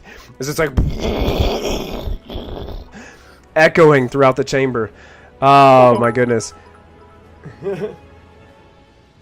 I could be heard Yes. 300 feet away. Yeah, Just wake 300 up everything in the building. Yeah, you guys, like Lachlan, you turn around and look behind you, and snow is falling off of the face of the dome from out front, and like putting this pile of snow kind of in the front as it's rumbling this whole place. Oh, so Ashlyn fails her save. All three of these guys have to make a save. That's Constitution, All right? 5. Yeah, there's one diagonal north and one diagonal south. Yeah, all east of 5. everything. Oh, goodness. So I'm going to go ahead and make 5 of these. Oh, DC 16s. Oh, boy. Yep. Fail. Mega fail. Fail. Fail. Succeed. Oh, 5 damage for him. Fail. Yeah. Fail. So Nice. they most of them, all but this one that Callista just smacked with fire. That's the only one that made the save, as he was able to, I don't know, just withstand this terrible force that just emerged from beside him. The other ones all take 10. Is that correct? Yep. Oh my goodness. The one that was standing right next to Molphin is not looking very good, folks. As Good. he is shaken. And actually, the one standing next to Brock isn't looking very good either. They're all looking very beat up. And Brock needs his save too. Oh yeah, Brock needs a save, and it might actually matter. No. I hate it for Brock, but this might actually matter. Come on, roll 20. Give me some hit point trackers here. There we go. Sorry, Brock. Sorry, not sorry. Sorry, not sorry. That's it. Still line from Callista. Oh yeah, that sounds. Yeah, that's exactly what Callista and Diana and Ashlyn were talking about last time. He steals it from me. God damn it! All right. Being surrounded at the moment. Oh wait, I gotta make Brock's save first before I call it quits here. I was gonna give him the 10 automatically. He rolled a 7. Oh, he gets a 10 anyway. So he's gonna get that. I should have just typed in the 10. I should have just did it. What was I thinking, Michael? Poor Brock. What was I thinking, Michael? What were you thinking, crazy dungeon master? Brock is not looking very good, folks.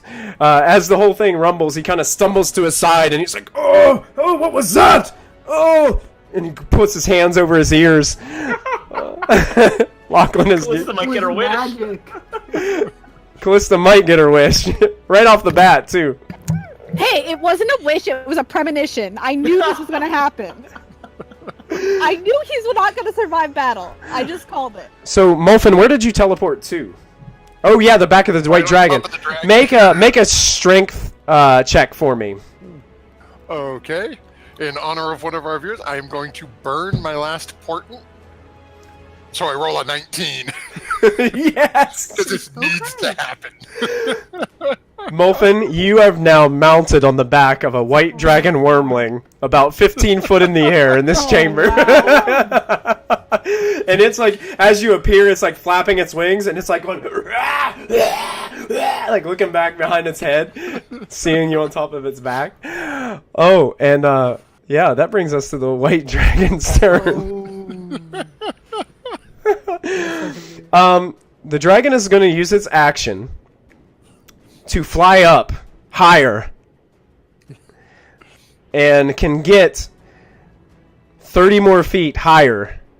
It's about 45 foot in the air. And then he's going to try to drop you off of his back. It does like a barrel roll to try to drop you. So we're going to make this kind of like a grapple check. He's going to use dexterity as like an acrobatics kind of maneuver, and you got to try to hold on, Molfin. Oh yes. Okay. This is gonna be ugly.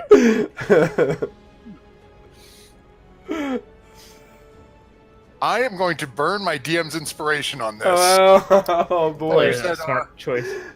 You said strength or athletic? Oh, they're the same for me. Yep. And he's going to roll dex. Here it comes. Chat, What? That's right. DM's inspiration for the win! It's whispered, but he rolled a nat 20 on his dex check, but you rolled a nat 20 for a 21. So as the dragon starts twisting and flying in the air, Molfin is just hanging on. He takes his staff and he puts it around the back of the dragon's neck, and he's holding on with two hands as this thing is spinning. And then 45 foot in the air, a dragon is spinning, trying to knock this little gnome off. But he's staying glued to his back. Ashlyn, it is your turn. I'm just flabbergasted if I knew what that word was. If Ashlyn knew what that word was. Okay. I go, Tiganawa, and then I start using the guy in front of me again. I'm still really proud of my Uncle Molfin, though. That's impressive. Does that hit the guy in front of me? A 14. Let me double check. They were reckless. Oh yeah, yeah, but the 14 is the advantage, right? Yeah. Yeah, that will hit. Okay, so then I'll do 9. The one right in front of you. Yeah. Okay, how do you want to do it? Yeah. Okay, I just want to take a quarterstaff and swing it like that and go Tiganawa. Tiganawa. As you swipe across his face, you just watch as his eyes roll back into the back of his head, and he just falls right down in front of you. Okay, and I'll keep bringing my quarterstaff, and I'm going to try to hit the one that's been bothering Brock. Okay. 2. So that's a crit? Yeah. What? Yes. Yeah. What? Wow. Yes. Nat 20, That'd folks. be 14. Okay, let me see something really quick. You can go ahead and describe this one as well. Okay. So I just knocked the one guy and he fell, and I go and I knock the other one and I go, Tiganawa 2. And I finish up my swing. It's like almost like the same thing happens. You just kind of clean through both of them, and it's like, and then they just both just spin and fall down onto the ground in front of you. And then I'll do my martial arts on the one that's on fire. Okay. And then I'll Yes, definitely. 11. 11 points. Let me check something really quick, because I gotta move that little ledge thing out of the way so I don't keep clicking on it. I gotta check. How do you want to do this one? No kidding, he had 11 hit points left. I just want to take my arm and do Tiganawa! You guys are watching. Ashlyn up ahead, just with one swipe of her quarterstaff, takes 2 of them down to the ground, and then reaches out with a big kick to the other one. It just slams onto the wall and then slides down the wall, and they're all 3 motionless. Tiganawa! And I turn the harsh now. Lucky she only punched me the other day. Is that the end of your turn, Ashlyn, or are you going to move? No, I'm just gonna. Oh yeah, I can move. I can Yeah. look at Harshnag, and I'm gonna try to give him a little high five, but then I'll jump up and run up to these guys over here, and that's my turn. That's your turn. Excellent. So that brings us to Diana, who tried to persuade last time. Indeed, I did, and now what? Knowing Callista and Ashlyn's terrible, terrible plan. For this poor man, I would like to go up to him and Cast Inflict Wounds. no, I serve Ilmater, not Vecna. Okay. I would do cure wounds for him. It's probably not going to be a lot, but it'll be something. Okay. 5 points. As Diana prays to Ilmater and rests her hands on Brock's shoulders. And Brock's like, what are you doing? Oh. I'll just grip him tighter and dig my nails in him. I feel much better, awkwardly. If I were you, I would hang back and let the professionals handle this. I thought I would help Callista out. She is not a woman who needs any man's help. He looks at you. He reaches up and he double checks to make sure his nose is okay. And then it's Lachlan's turn. Unless you wanted to do something else, Diana. Was Cure Wounds that was an action, right? That is an action, and I don't have any bonus actions, at all. You don't have any at all? Okay. So angry, but yeah, so that's it. Right, Lachlan, your last turn, you put down the shaman and lit the grease on fire with their torch. Yeah, that went a little bit out of control. Meanwhile, I've been watching Molfin and the White Dragon, and I'm just shaking my head like, what is he doing over there? Graham, stop fooling around! And then I'm going to sidestep so that I can kind of see around Diana and Brock, and then this guy over here, I'm going to fire my crossbow in his direction. Okay. Bringing it up right now. Boom. That will hit. You can roll your damage. Okay. As the crossbow bolt sinks into his chest for 6 points. That's about it. Then my turn's done. All right. That brings us to the person that you just shot. And you can notice, Lachlan, as you're looking at him through your scope, this one, he looks like he's more muscular than the rest. He actually has a bearskin cape that he's wearing almost, and there's 2 claws that kind of rest down off of his shoulders, like onto his pecs, and he's just kind of like looking towards all of you, and you can see that there's rage in his eyes by what's all transpiring. He bearskin. He rushes over to Ashlyn. Oh. Yeah! Give some bearskin. And he makes 2 reckless attacks against Ashlyn with his great axe. Nope. Nope. So, Ashlyn, as you're just like stepping forward, your first one, he goes to swing, you just drop back just the slightest bit. It skims right underneath your neck, and then the second one he brings down, oh, Katuga! And he brings it down, and you hold up your quarterstaff and deflect it away.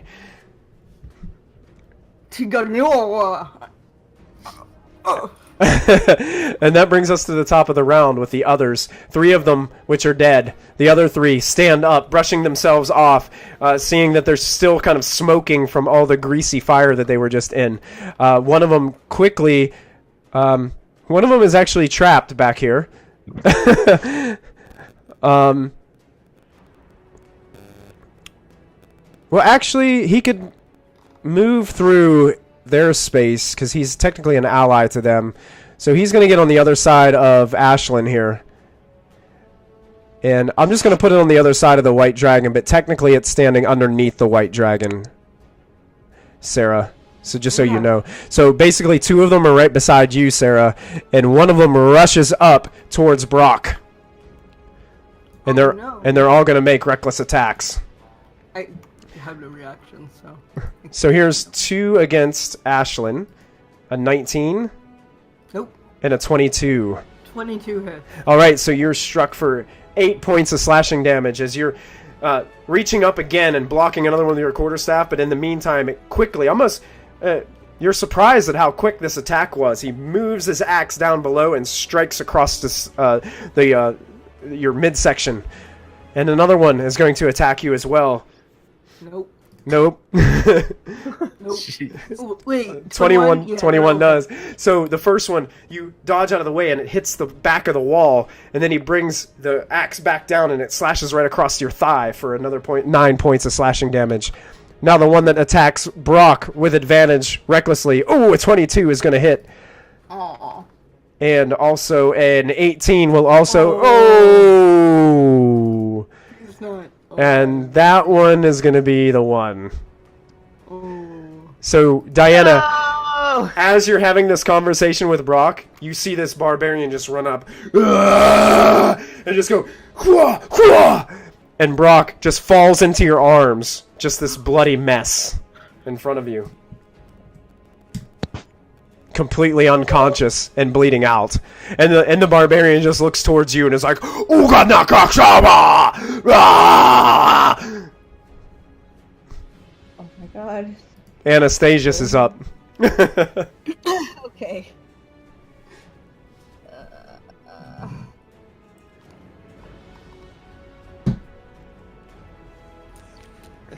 Yeah, he's gonna get behind here.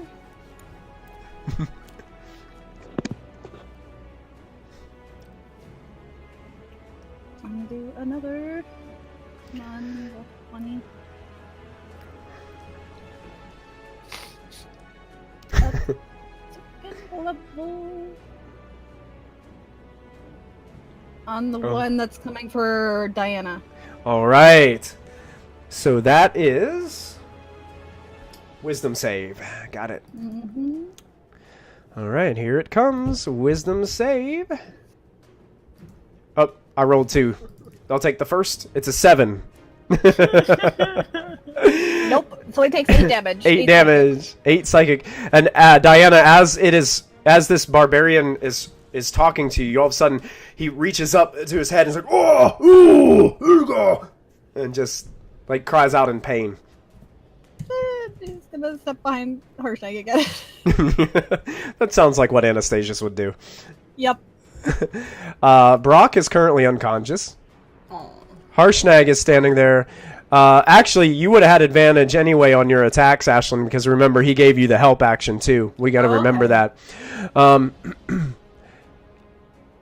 He is going to come a little bit closer, and he's going to look up to the...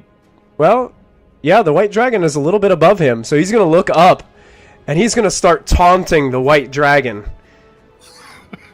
pointing to it, and giving the help action to Mulfin to give him advantage.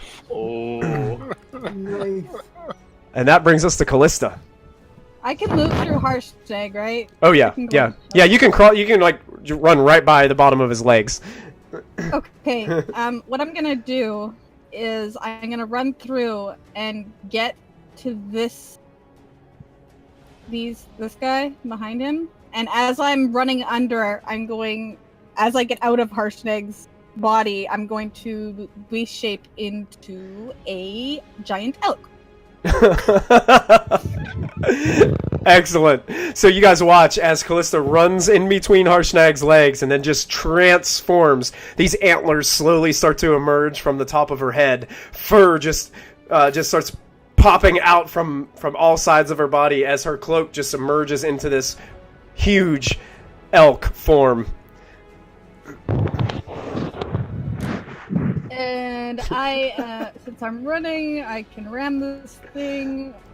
I am going to use my nat 20 to hit. Oh, yes. The nat 20 is being used. All It right. needs to make a DC 14 strength saving throw. DC 14 strength saving throw. This is this guy. Strength save? Yep. Ooh. That will fail. So he's prone, which means I get 2 attacks. Oh, So boy. the first one. This guy falls down as he's charged.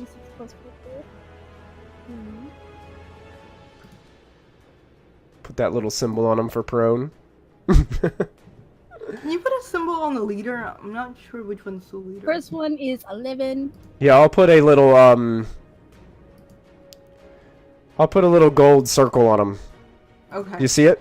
Thank you. Yeah. Mhm. Ooh, So are you like stomping on him with your hooves? Is that what's happening? This is the first. No, the first attack is just running him through with your antlers. Oh, Nice. ouch! So 11 points of piercing damage as he goes tumbling to the ground. Oh, And when he's on the ground, I get to try to hit him with my feet. oh man, that's so brutal. 23 to hit. Yes. Technically, you have advantage because he's prone, so you could roll it again to see if you crit. Oh, good point. No. No, Good try. but the 23 will do it. Truth be told, the 14 would have been enough as well.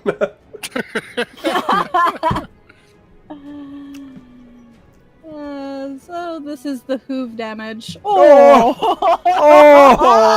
Oh my! 2 8s and a 7 in that roll. Oh my god. Wow. Oh! Wow. I picture a watermelon. Okay, Callista, he is, surprisingly enough, he is not dead. But, Diana, you're watching in front of you this horrific scene as these giant hooves are just smashing down upon this guy.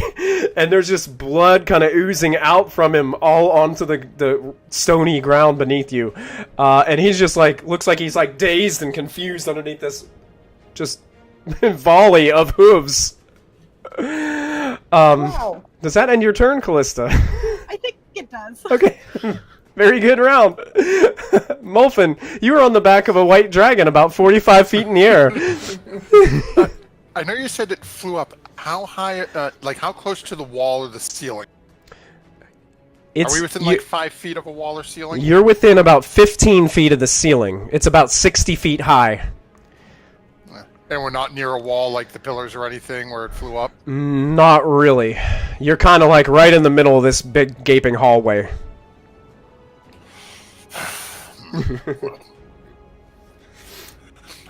Mulva just keeping the staff pulled, like literally quarterstaff under the jaw, looking down and seeing what everyone else is dealing with. Realizing there isn't quite much I could do to this beast up here. Ashlyn may need a little bit of help. And from on high, reaching down and, one hand just sort of caressing the gem at the top of his staff, is going to cast Firebolt down at the one that Ashlyn is focusing on with the bearskin cloak. Okay. Oh, there it goes. The fire is on stream. Unfortunately, that is a 12. I don't think that's going to do it. 12 is not going to be enough. As Ashlyn, you're focused on your enemies, you see a firebolt just come from the ceiling and just barely miss its mark and just dissipates into sparks next to the floor beside you. Anything? Looking around and looking at this thing again, keep the step back. Would you be so kind as to bring this back down to the floor? Perhaps we can talk this over. All right. Is that your turn, Molfin? Nope, that's it. It's the white dragon's turn. The white dragon is very angry. It doesn't like you on its back, Molfin. So it's going to fly up 15 foot more. It's going to try to slam itself into the ceiling. Back first to crush you on the stone ceiling. Oh no. I'm going to call this... I'm just going to make an attack roll. Okay. And see if it can successfully do this. I'm just going to use its regular action, which would be a regular bite attack. Just because I don't know what else to call it.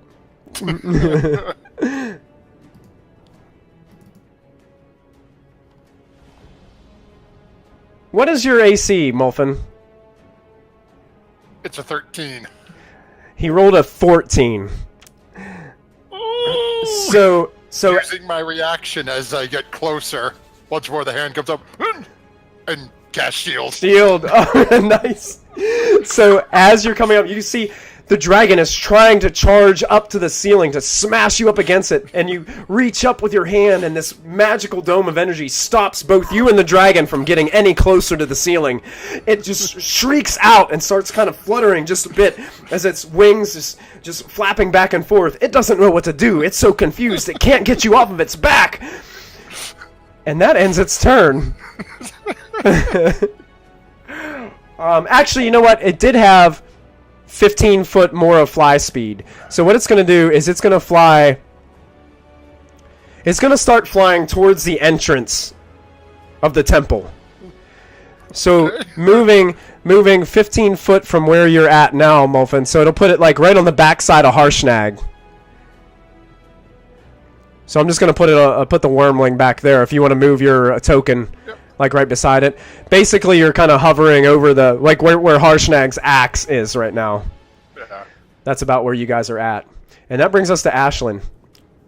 Okay. Let me just look something up real quick. Molfin is still attached. It's amazing. Okay. So.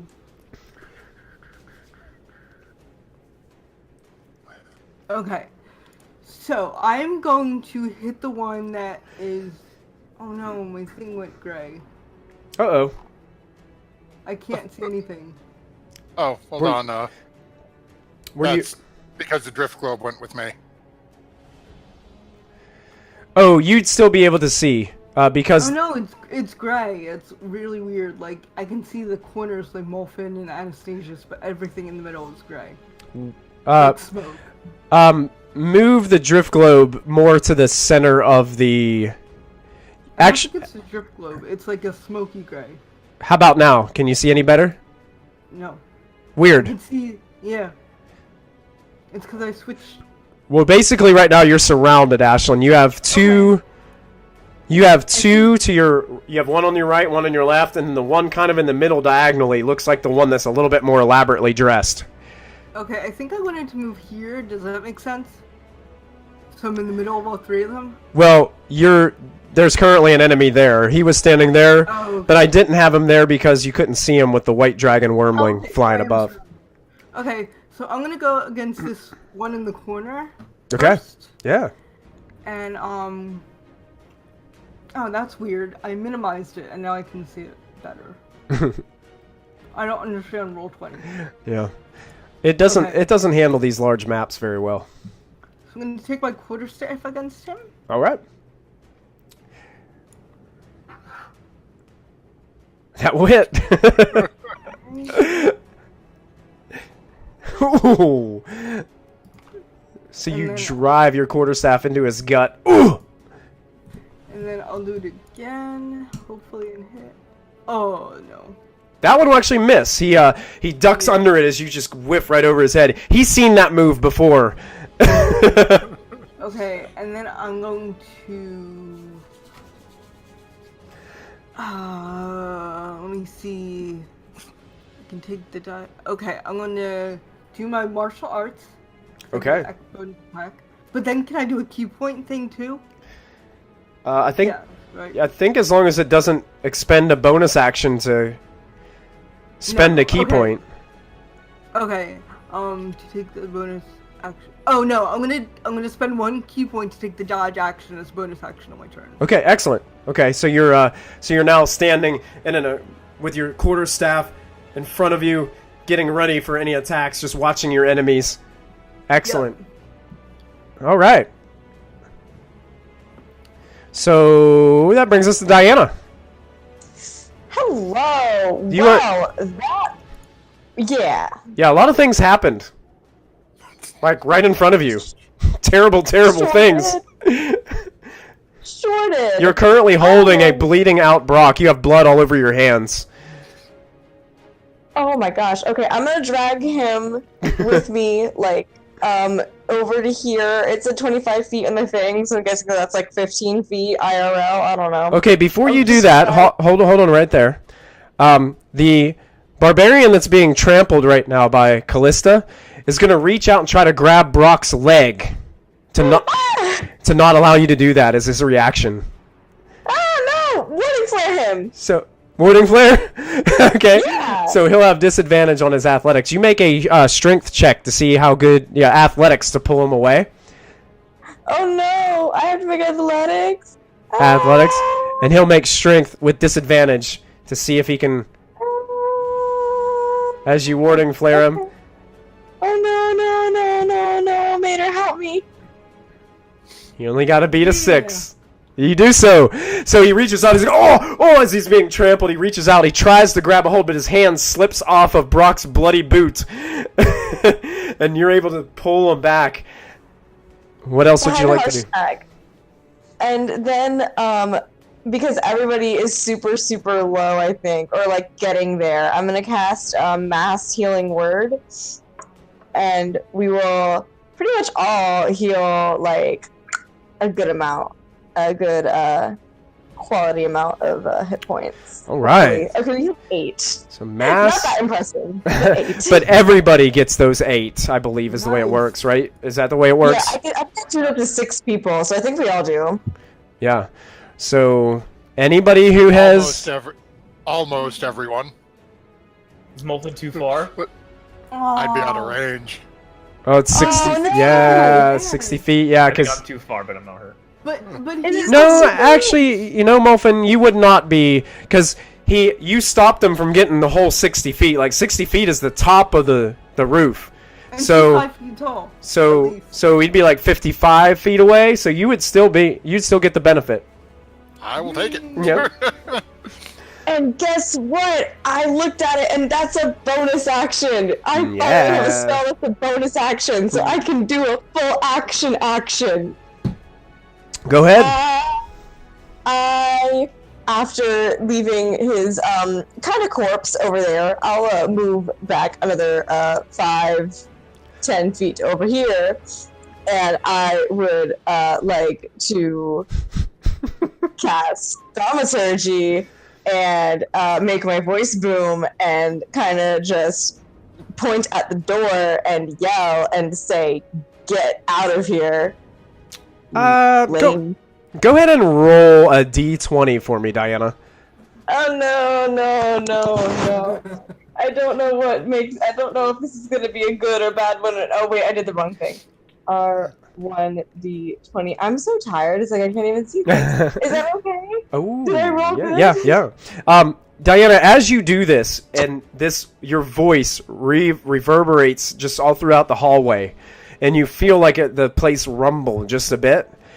As you look forward to the doorway above you, you can see the crease of the doorway. Almost one of the stone doors starts to open just the slightest bit, by about a few inches, as it goes. Oh no, what'd I do? Muffin's thunder thing he did probably helped out a little bit too.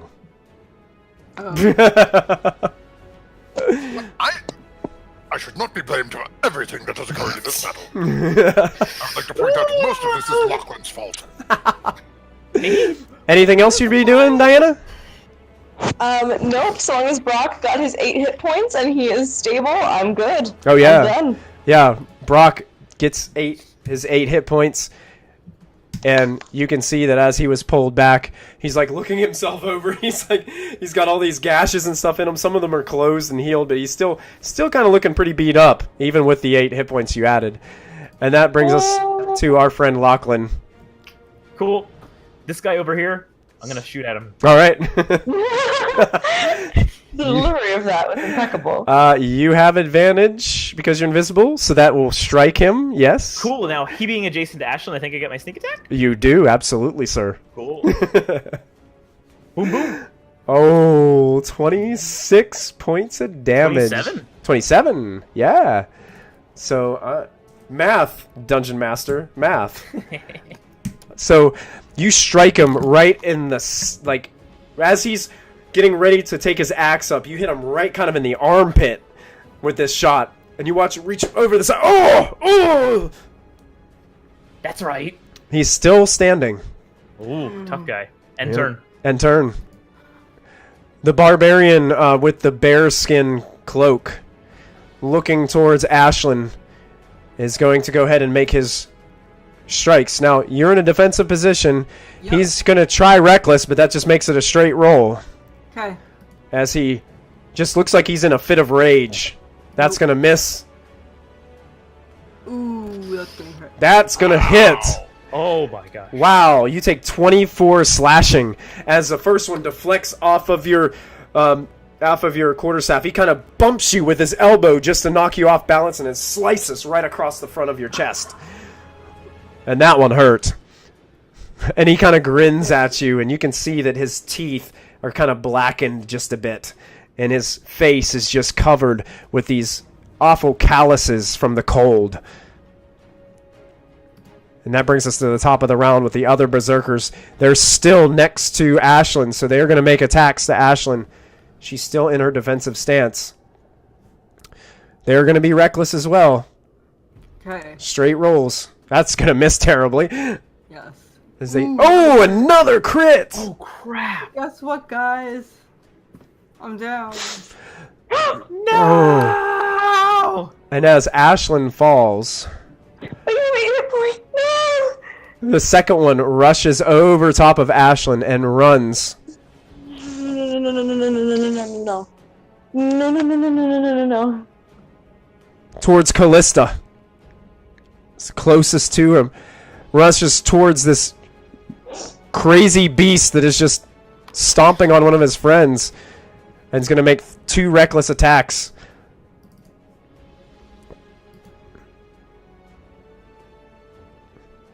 Don't know if a 12 will hit a giant elk or not. No? Up and 19. The 19 might hit. I can't hear you for some reason, Christy. Are you muted for some reason? Oh, sorry, I must have been. Okay. You take 12 points of slashing damage as one of these battle axes rakes across the back of your leg. Okay. And that will... Actually, this one, seeing Ashlyn down, is going to use its movement to move closer to Diana.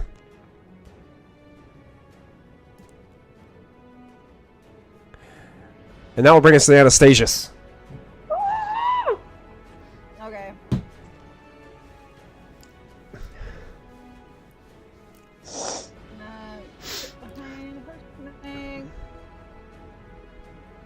You guys heard the gasp of Ashlyn Yep. as she took that last vicious great axe shot, and she is now lying on the floor, bleeding.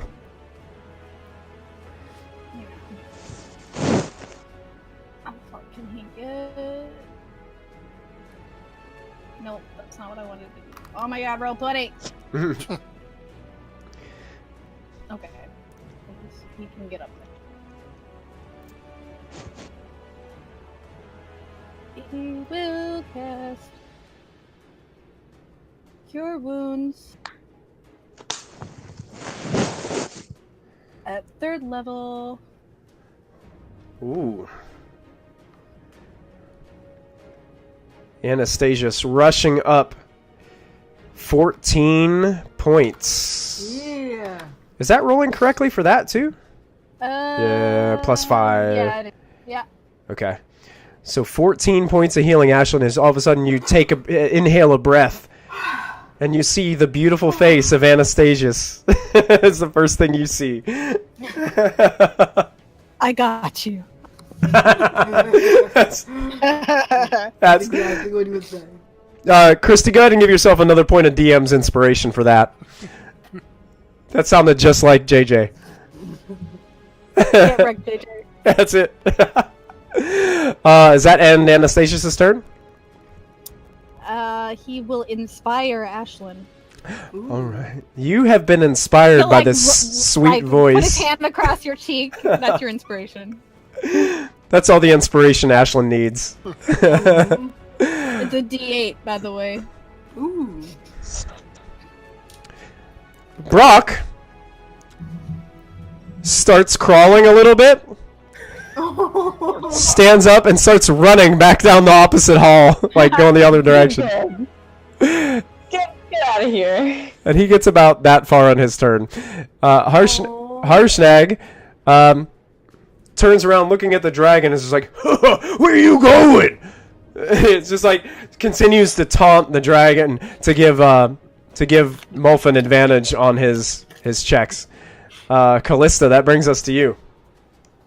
Okay, as my bonus action, I am going to move the moonbeam No, here we go. between these two. Oh boy. So as the moonbeam makes its way over, these two are now just engulfed with this blue-purple light. And they gotta make... I believe that was Constitution saves, right? Yep. Yep, here comes the first one. I say don't singe the fur. That's gonna fail. And that's gonna fail. Go ahead and roll us the damage there, Callista. Ooh, nice. So that's 16. Ooh, 16 points. Oh, yeah. They are still up, but they are definitely sizzling and groaning in pain. And the guy below me still prone, yeah? Yes, the guy below you is still prone and under your feet. That's what I like to hear. I forgot about that poor guy when he had his turn. Oh, that's damage. Hang on, that's damage. I gotta roll the hit. You might... Advantage, though. Yeah, with advantage, because he's still prone. Okay. Poor tribal barbarian. What? it, 19 hit? it will, and you don't really need to roll again for the crit. How do you want to do this? Woo! I just stomp him right through, like, the hoof goes right through the ribs, and, like, you probably hear the echoing crack. Oh! Just punches down through the heart. Ooh, that's gooey. That's gooey. Brutal. It's so metal. Yeah, that Yeah! that's metal. That's for you, Victoria. I see you in chat. Yeah, props to our chat tonight. You guys have been awesome. Thank you guys for hanging out with us tonight. And I'm sorry for going. We usually take a break by now, but I wanted to see if we can bring this to a conclusion before we get there, guys. There's been a lot going on. All right. Anything else you'd be doing, Callista? I'm gonna... Is this guy still harassing Diana? He just got into Diana's face, so... Okay, well, I'm gonna get up in Nine's butt. Actually, that's the female barbarian that's approached Diana. Okay, well, I'm gonna get up right behind her. Uh-oh. All right. That brings us to Molfin. So right now we're coasting right along the ceiling. Yeah, you're kind of like, he's flying, he's headed towards the opening, and you're just like right underneath the ceiling. You can hear Harshnag shouting things at this thing like, oh, you see this? This might have been your father, pointing to his helmet and stuff like that. Or maybe it was Mama. Dang, Harshnag, that's cool. No chill, no chill. Either way, doesn't matter to me, they're dead. Molfin chuckling to himself, just gonna be like, please, we are not quite leaving yet. And Hey, thank you so much for the follow. playing once more with the his focus on the end of his staff, points at the ceiling and casts Earthen Grasp to have a hand come out of the ceiling and grab the thing by the head. Yes. Yes. So DC 15 strength save. 16. 16. Yes, 16. Sorry about that. It will fail. So, Awesome. as Harshnag is shouting out these cruel, awful jokes to this thing, all of a sudden this hand just emerges out of the ceiling and grabs a hold of the white dragon wormling, and you're just kind of like stuck underneath the palm of the grasp as this thing is just trying to flap itself away. And it takes 3 points of bludgeoning damage too. As the grass... Wow, this poor thing, with the moonbeam damage and that damage, not looking very good, Molfin. Now, if you would just take us to the ground, I would happily let you go.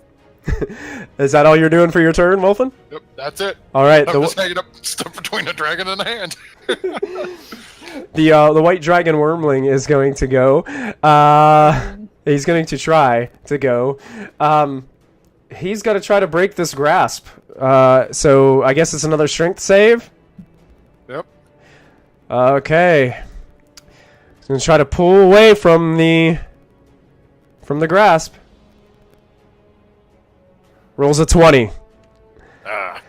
Breaks It is himself free. free. Yeah. He is free, and he's going to use his movement to fly 30 more feet. It's just kind of like right just past where Lachlan is. And that's all it can do its turn. So that brings us to Ashlyn, who is now inspired, lying prone, looking at the beautiful face of Anastasius. So I'm going to get up All right. and wink at Anastasius really unsettling. And then turn around and try to hit this guy again. And just, All right. how do I use Bardic Inspiration? You can add that die roll to your attack. hit or to your damage. It's not to your damage. It's just to hit. Okay. Isn't okay. it to damage as well? Nope, just to hit or ability checks or saving throws. I think Okay. certain kinds of Right. bards. Okay. Yeah. That's. Yeah. I think you're right. I don't think he's It that. says I don't have to declare it until I roll. Yeah, you can roll first and then declare if you'd like to use it or not. Okay. so Before I'm I gonna- tell you if it hits. Okay. So be really quick. I hope you slow down. I'm gonna roll while you're not looking. Okay. All right. I assume that one will hit. Yeah, that one's gonna hit. You don't have to use it. Okay. 12 points. Let me double check something really quick. Okay. All right, he still stands. Okay. Hit him again. Hitting him again with the quarterstaff as you come across. Yeah, will hit. Roll your damage. Okay. And actually, you have advantage on these because they recklessly attacked you too. Reckless, right. He's looking very bad as he takes another quarterstaff shot to the side of the head. I'm gonna go flurry of blows. Flurry of blows. Key point, and here comes 2 kicks. The first one strikes him. And that'll be 10. Alright, he's just like, it's kind of like in Mortal Kombat. Finish him. He's because he's got blood pouring out of his face from where you're hitting him with the quarterstaff. He's just like, oh. As you get ready to make your last strike. Okay. Yeah. How do you want to do it? I'm gonna just like Mortal Kombat, like uppercut. Yeah, I mean, Yes. Finish falls him. and you guys watch as Ashlyn connects with this uppercut. You can see it just like you can feel the jaw break under your immense strength, Ashlyn, as the teeth start to fall out of his mouth. And he launches into the air. His great axe goes flying. His bearskin cloak goes flying off the other side. And he lands in the flaming grease behind you. And just splashes into the grease and ignites into flames. I take the bear skin really quick and I go, "This is mine." I call it dibs. Excellent. Enter. And turn. Epic turn, Ashlyn. Epic turn. Diana, you have a barbarian, a female barbarian, looks very muscular in your face.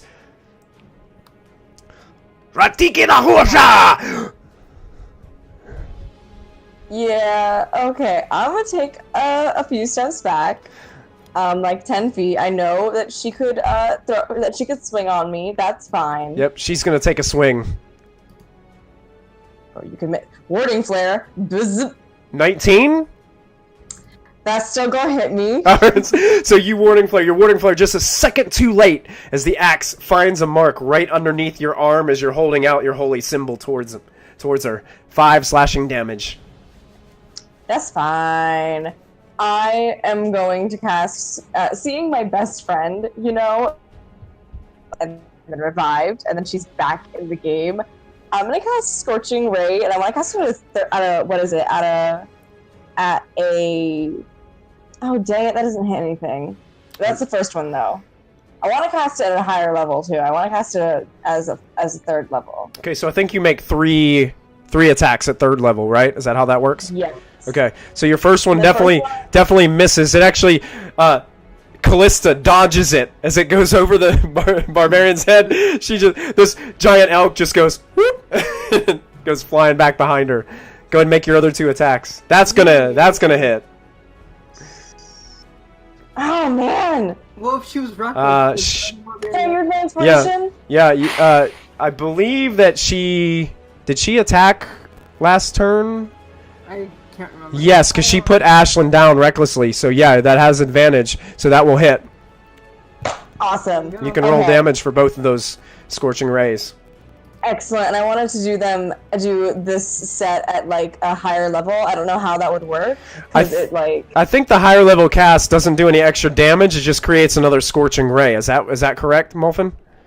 Oh man, I hope that's not it, because that was my whole hope was that I would do more damage. I want to say it's more damage. I thought it was still just 3 things. You create 1 additional ray, yeah. Oh, it's 1 additional ray for each one? I thought this would have way more damage than it actually does. I should have just run up and grabbed their face and just like inflicted wounds and melted them.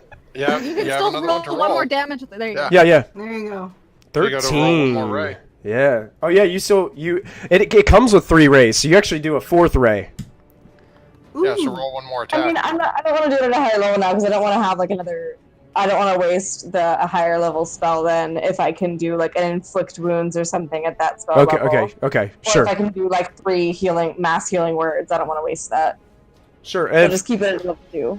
and for the question asked in chat, we are starting chapter 4 of the Storm King's Thunder book. Oh. So Damn. those of you that Thank you. are running this for your home group or your friends at home, that's what we're doing. Lachlan, I believe, or Diana, do you have movement left?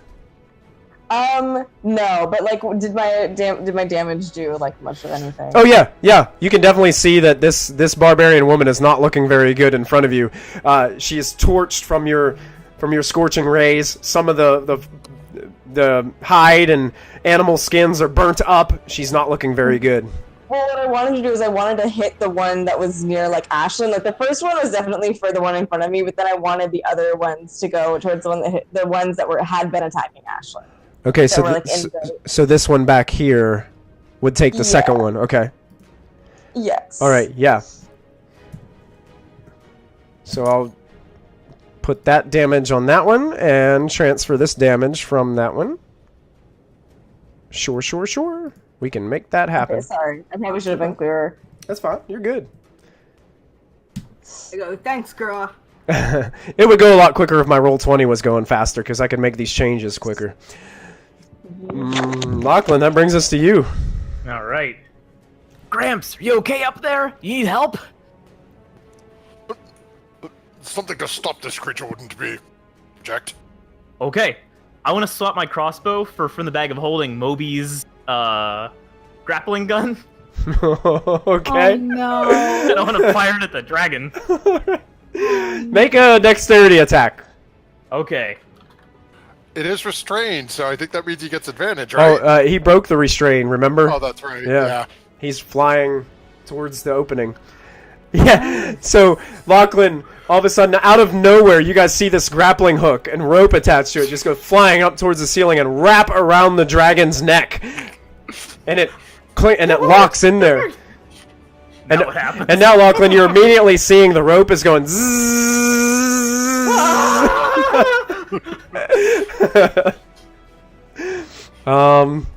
Anything else? All I can do. That's all you're gonna That's do? all unless I can grab the if there's like a crank and try to like hold it, but other than that, Yeah, no. make a strength check. Oh, great. You can use athletics if you'd like. Athletics.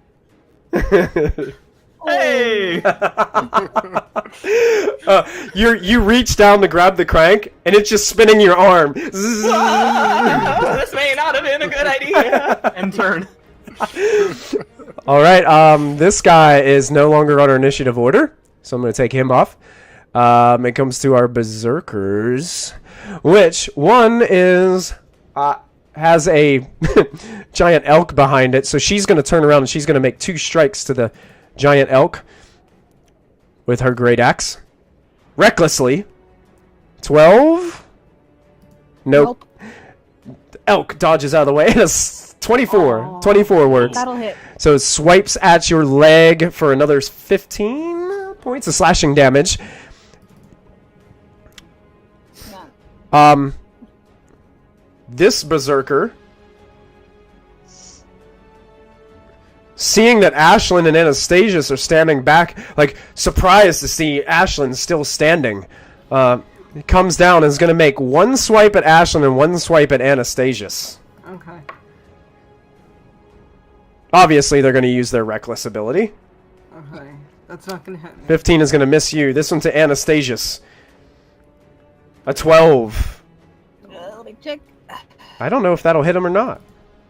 That's his armor class. But hang on, I have a question. I think he might have shield. Yeah, I'm looking.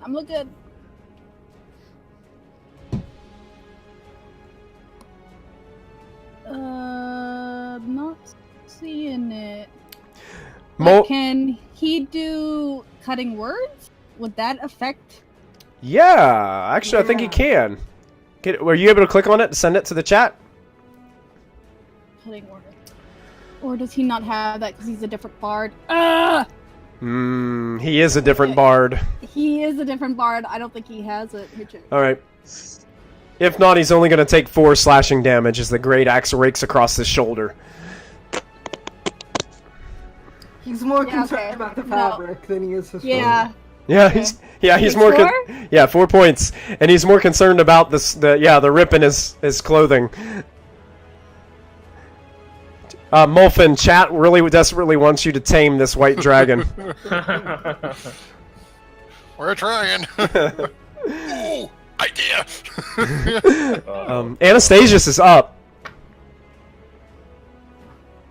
Okay. That was nice. He's just gonna do it at first level. The guy that just attacked him. Okay.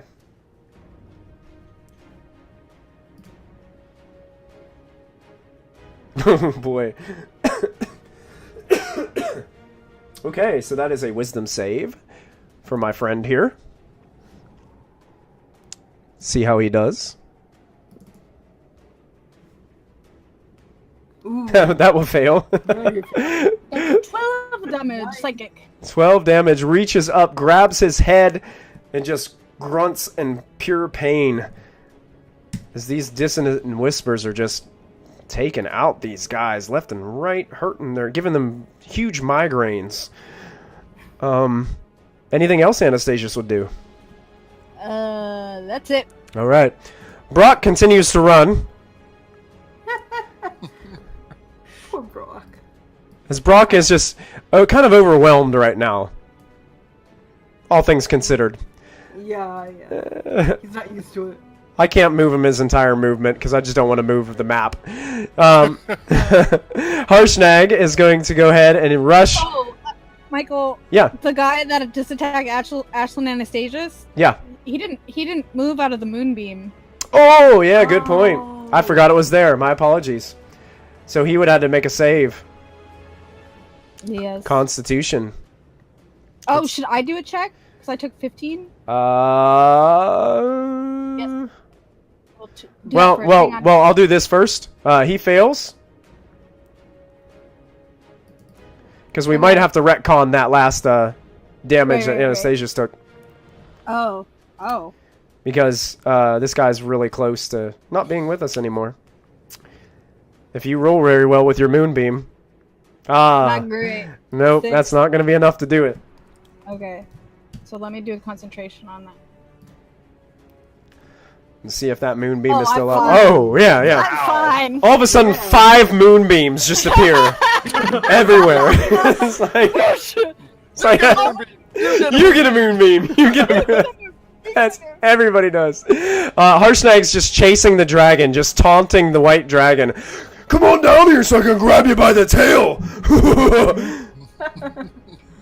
All right, Callista, you're up. All right. I'm gonna ram this one in front of me.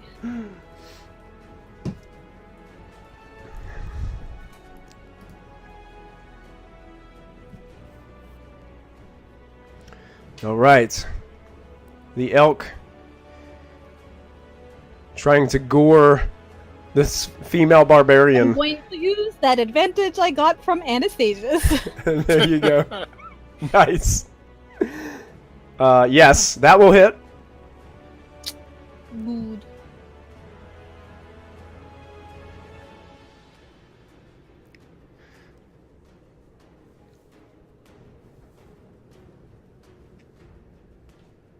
$15 damage. All right. You watch as your antlers are just scratching all over this barbarian. There's blood pouring out of the wounds. She's not looking very good, but she is still standing in front of you, Callista. Okay. Anything else?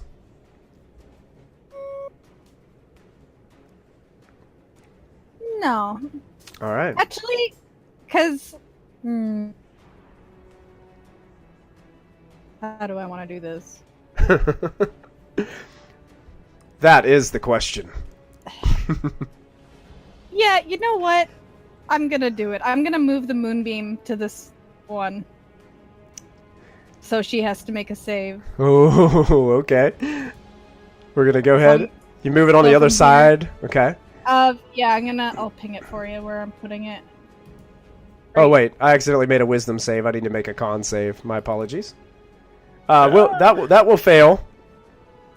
So, since you made that damage roll this turn, does it take that damage, or do you have to re-roll?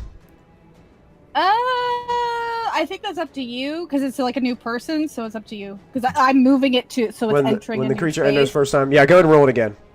Okay. Oh, hi. You can do it. Killed it with death. Okay. So you guys all watch as this cylinder of death moves across the battlefield. Kill it with the pretty light.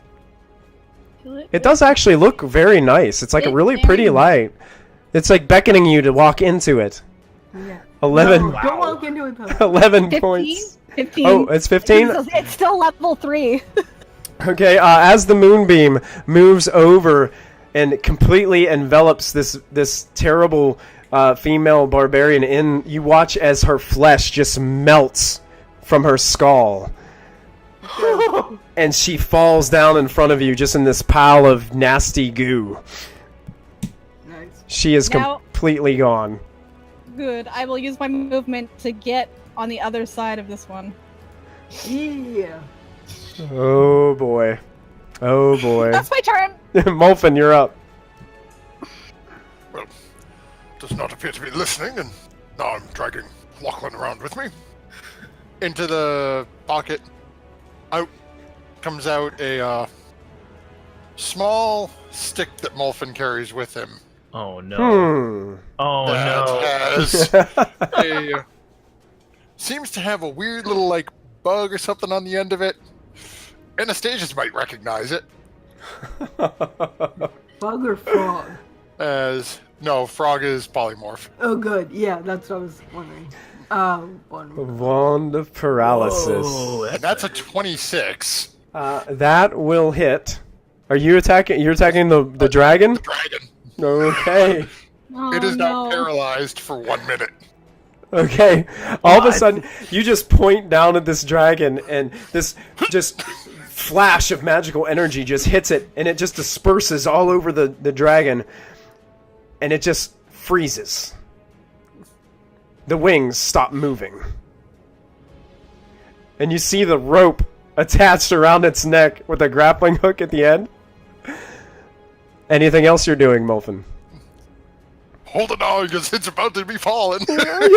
So you're gonna try to grab the rope? No, I'm gonna hold on to the dragon, because the dragon's about to drop like a rock, and I'm... Oh yeah. Oh yeah.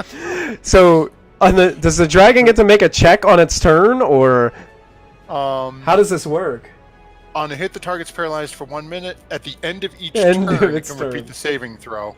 So this dragon falls, basically face first, as you're latched on. I need you to make a strength saving throw for me, Molfin, Oh, no. to see how well you hold on to this thing. Because it is falling 55 feet. Oh, that's fine if you're a monk, but that's good enough. Do you have feather fall? No? Nope. No? Okay. Fly? Oh boy. Can So you, like, misty step 30 feet so you only take 20 feet? Away? As a reaction, can I cast Fire at Featherfall if it looks like he's in trouble up there? sure. Are you casting it? Yeah. Okay. How does is it just one creature or I can choose up to 5, but I would choose just him. just him? Okay. So Molfin, you're doing pretty good job the first 10, 15 feet as this thing starts to fall. And then all of a sudden you just barely lose your grasp. And you feel the dragon and you kind of separate as the dragon's a little bit heavier than you and pulls down below. And then all of a sudden you start to slow. And you start to fall just as a feather would, slowly towards the ground. But then you hear this crashing noise as you watch below as the white dragon slams into the floor below and just lies there motionless. Why didn't you do that in the first place? I didn't quite think of it. Ashlyn, I believe there's still one person up. Yeah. Yep. And you're... I'm gonna hit. All right. You should have advantage because I'm flanking. You're flanking. You have advantage. Yes. Oh my god. This is the opposite Oh. of Monday. Monday I was rolling damage. I wasn't... You don't even really have to roll damage. How do you want to do it? So, He only I'm had gonna, 6 hit points left. I'm gonna like take her knees out and then pop her on the head. So you take the knees out and then swipe right across, slamming down, putting this barbarian out of its misery. And I look up to Callista, I'm like, thanks. 4, what's your count? The elk just shrugs at you. And we are out of encounter, guys. As Molfin, you slowly come back down, your feet resting down on the ground. Keeping the wand out, walking over towards the dragon. That was an that's epic fight, guys. That was That really was cool. So I well died. done. Yes, teamwork. Yes, Yeah. I epic. fall in love with Anastasia just a little more for saving my life. Yeah, you do. Mass healing word, y'all. Sure. I yell for Brock to get back over here so he can come and get some mass healing word. I'm just taking a break. Okay, if you want to be above 8 hit points, you better get your butt over here. I'm coming. Give me a minute. You now have 8 more hit points. Nice. He's trying to slide against the wall over here, not even coming close to the dead white dragon lying on the ground. Oh man, it's dead. Oh, it died? It took 10 foot. It would taken 5d6 damage and it only had 4 hit points left. Oh, nuts. I mean, I can revivify it if we really feel like it. No, Would we don't Molfin be able to like take it. a shot at healing it? No. Let me Nope, don't know nothing. do me a can somebody do me a favor and roll I'm saying no to 5d6? Diana. I will roll Somebody 5 already- d6. Okay. Roll 5d6 for me. I want to see if this exceeds its hit point maximum from this fall. Actually, it wouldn't. You could attempt. Do it! Do it! I could revivify it, you know. If it's been dead for 1 minute, I can literally just touch it But and he bring it tried back to to life. kill us. Why do we want it? Everybody can make an intelligence check for me if you'd like. Okay. Yeah, I would have came out of my form. All right. Would it be grateful for life, or would it try to kill us again? Straight intelligence, you said? Yeah, intelligence. Mhm. Come on. How did I get more intelligence than Lachlan? Well, Callista. that's a complicated thing. Where is it? There it is. Wow. You guys, Wow. you guys were rolling epically during the battle, and now Yeah. I mean, Molfin, I didn't roll very much, so I guess this is my epic roll. Molfin and Diana, as you guys are pondering this, the words of Clarion ring out loudly in your mind on how awful and terrible white dragons can be. And you don't think it's the greatest idea probably to bring this thing back to life. especially since it was possibly either a kind of like a slave dragon or a pet dragon of whatever this group was that owned it. It may be a dragon that is beyond taming. Perhaps we should leave this dragon Agreed. and let it rest. But if we can tame the beast, it would be of aid. Nope. Do you forget everything Clarion told us? I have a strong feeling that this is not tameable. To be fair, everyone has a pet but Uncle Muffin. Although you do have that summable pet, so never mind. Yeah, Muffin has a swimmable thing that can change shape every day or something like that. Okay, never mind. I guess I'm not a Lachlan dragon, doesn't though. have one. Lachlan, do you want a pet? Dragon. Yes, but maybe a different kind of dragon. Maybe not a white dragon. Maybe a a nice one. I think this happens at every D&D table. Somebody wants a dragon to tame. And it's always the hardest one to watch. And it will be my mount. Well, considering it already was my mount, I feel it within my right to attempt this. I don't think it's gonna like you.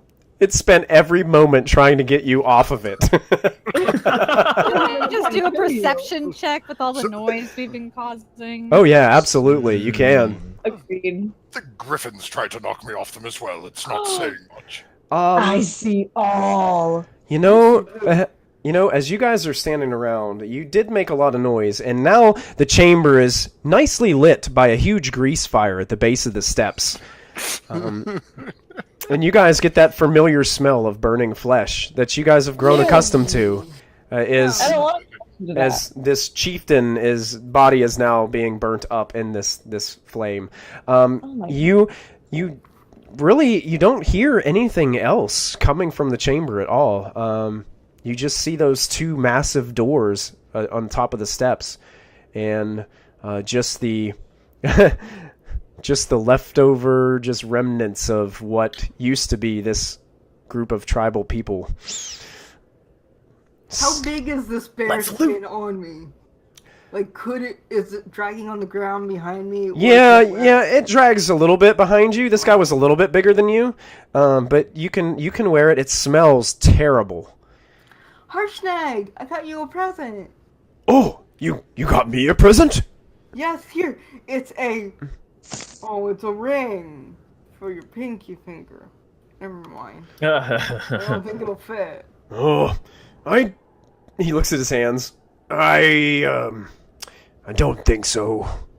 Okay, it's not your style. We'll find something that fits. I do appreciate you thinking about me, though, Ashlyn. Okay.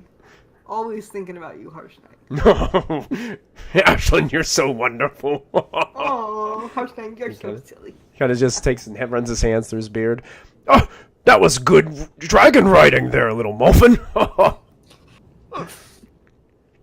thank you. And in Molfin's hand, well, given how everyone's rolling for the perception, at least a couple of them probably see he has a small vial of red liquid in his hand he keeps looking at.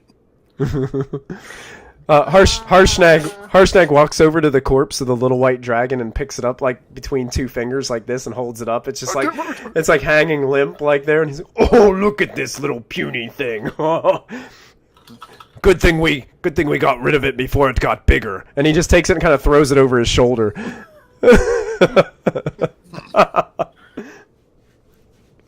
Ooh, I want to go loot the shaman. Where does it land? It lands on the ledge behind him, on the 20-foot ledge, and it's his tail's like draped over the edge of the ledge, like dangling down. The shaman's in the fire, isn't she? She's lying at the bottom of the steps, but before the fire. She's kind of like right in that space. I want to jump right over there. the fire and try to see what was in her bag of goodies that she dropped. Oh, Lachlan, it is disgusting. Like, there's what looks to be some kind of animal hearts, bits and bones from small rodents, herbs and she's a witch. herbs and incense, some like dice and different things. Some Dice? Yeah, just like some dice that are carved from bone that have these weird markings on each side that you've never gonna seen take before. those. You're gonna take those, okay? She's a witch. So oh my god. just put down in your sheet that you have shaman dice. Shaman dice. Yeah, we'll just call them that for now because I can't think of anything better right now. After we're done looting, I think it'd be best to take a rest. Considering hit points and the status of spells. We just gonna sleep in this creepy giant hall? I mean, I no, I don't know what's beyond that door. Oh, I seem to remember. And Harshnag just kind of pipes up and points up at the doors, and that's the entrance to the main chamber. Is it Which means? Oh, it's where the great statue of Amon resides. Amon? Diana, no. Who am I? You guys can make a religion check if you'd like. Oh, okay, that'd be my department. And I roll a 9. Yeah. Well, it's the gods of the giants, so you might not necessarily know it. Can I add my inspiration? Is everyone sort of moving towards the front and going through things? I'm kind of like standing in the middle, just watching and everybody and just watching the surroundings because I don't trust this place. What's my inspiration? D6, D4, D8? D8. D8. You gonna use it? Yeah. Excellent. And I also want to let you guys know: is it cool if we just kind of trudge through for 30 minutes? Are you guys okay with that? Without taking a break? If you guys need to like get up and go use the restroom or something like that, I mean, we can kind of keep on going and just kind of buy time until you get back if we need to. Yep, that's fine. True. So, as you guys are... actually, you add the 8 to yours. Yeah, so Diana, you would know this... you guys don't know too much about giant religion and gods, but you do know that Amon is basically the All-Father, what is called the All-Father. And Amon is basically the main primary deity of the giants. Okay. And Harshnag kind of looks towards all of you, and he's just like, yes, I remember a long time ago. When my father brought me here. Although our purpose is hazy. It's been, my goodness, 250 years or so? Oh my. Oh, yeah. The giants live a long time. Oh, yeah, absolutely. But we would come here to revere not only Amon, but the great sons of Amon. Their sons? Mm-hmm. And he goes on to tell you guys a little bit, kind of in depth, that basically Amon, after the war with the dragons and the dissipating numbers of the giants and not being able to keep control of Faerun, basically everything kind of fell apart for the giants. Amon basically turned his back on the giants. But he had these lesser deities, which were called the sons. One was basically for each giant type. And that's when the kind of like more of like the separation of the giants kind of stepped in, and stone giants have their own deity that they basically worship. Frost giants their own, and it split up from there. I'm laughing at Mulfin whispering to me. Sorry, guys.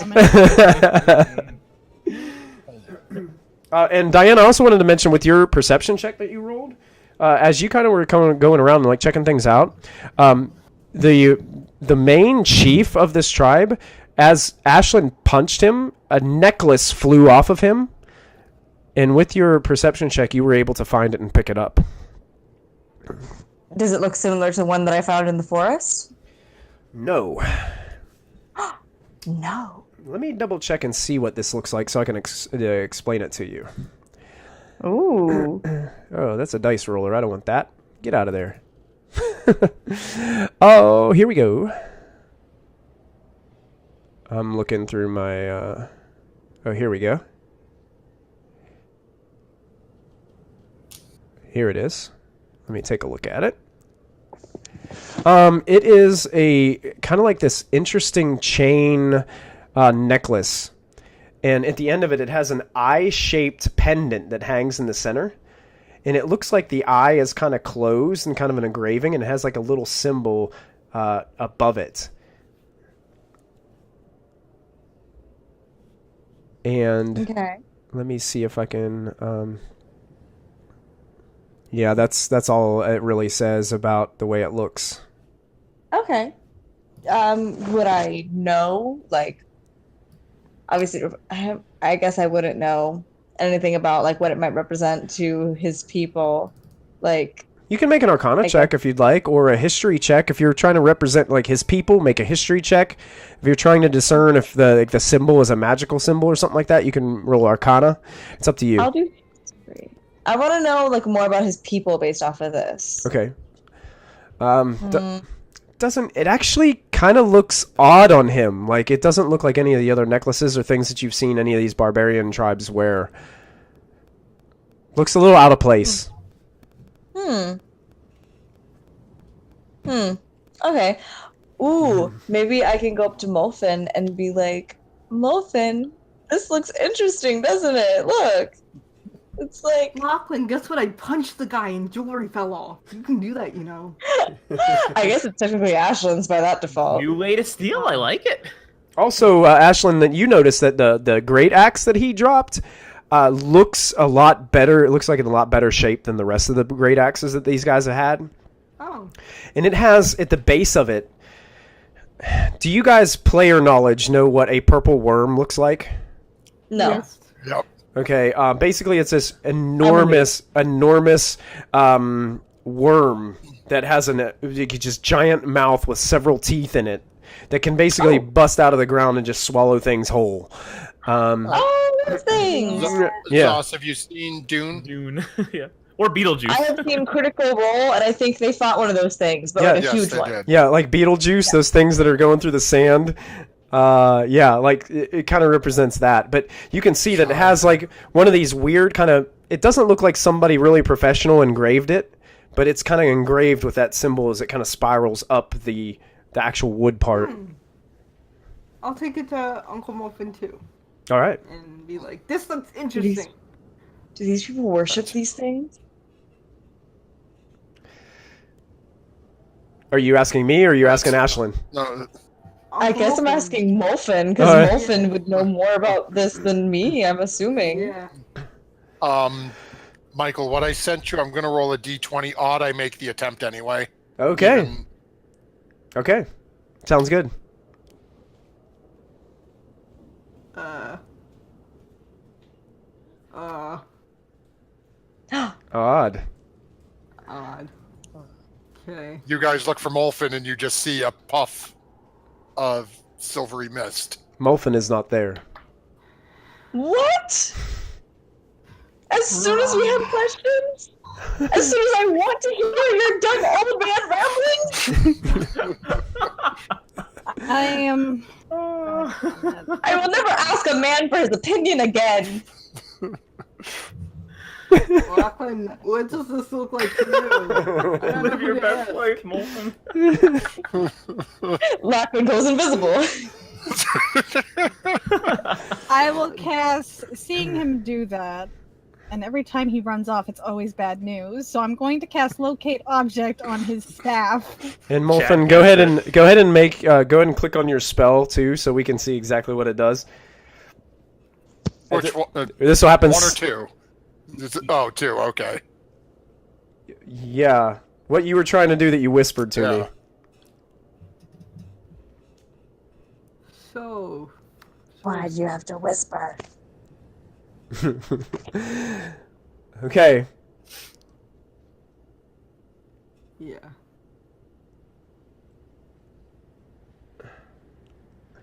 He animated the dead?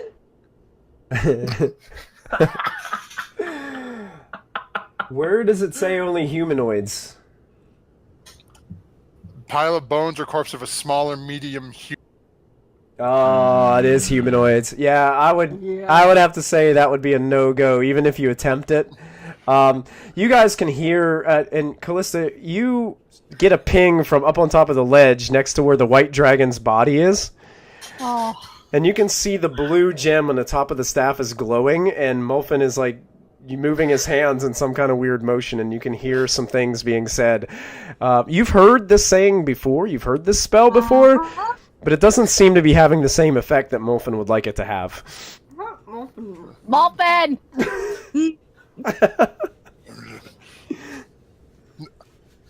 I know what you're doing. Lachlan is just hearing a string of obscenities in Gnomish. Going well over there, hey, Grimes? I know what you're doing. Stop and come back. We have a mission to complete. This is not part of the mission. But it would be so helpful. But it appears to not be working anyway. But it would be so helpful. Harshnag comes up and he like reaches out towards you, holds out his hand. I'll help you down. Thank you. And Molfin will climb in his hand. He gently rests you down onto the ground there. It fell, it got injured, and then Harshnag shaking it and flinging it like that, it appeared dead. It should stay dead. It was going to be undead, but Even better than dead. they said it would have listened and less risk, but apparently for some reason it didn't seem to take effect, so... I'm sorry, someone said something for me when I got up there. I guess you could reanimate a berserker if you wanted to, but I wouldn't recommend that. Ooh. Oh, well, The girls have something they want you to identify. that Yes, is what- unlike. Anastasius walks over. He's like, "Ooh, that's beautiful." Thank you. I will. I'll explain the necklace to Molfin and like as best, but it looks out of place, kind of. And then I'll point to Ashlyn's weird worm axe, and I'll be like, "Do these guys like worship this thing or something? What can you tell Is from it this?" magical? Oh, Can you okay. help us? Ashlyn, is this magical? This is magical. Well, let me take a look at the necklace first. I will drop it in his palm. All right. Okay, and you said either history or arcana? Well, yeah, history or if it's based on like the tribal people, make a history check. If it's kind of based on like the arcane symbols or the symbols that you see, you can make it. If you want to see if they're arcane, you can do that. If you want to try to identify it, you can do that.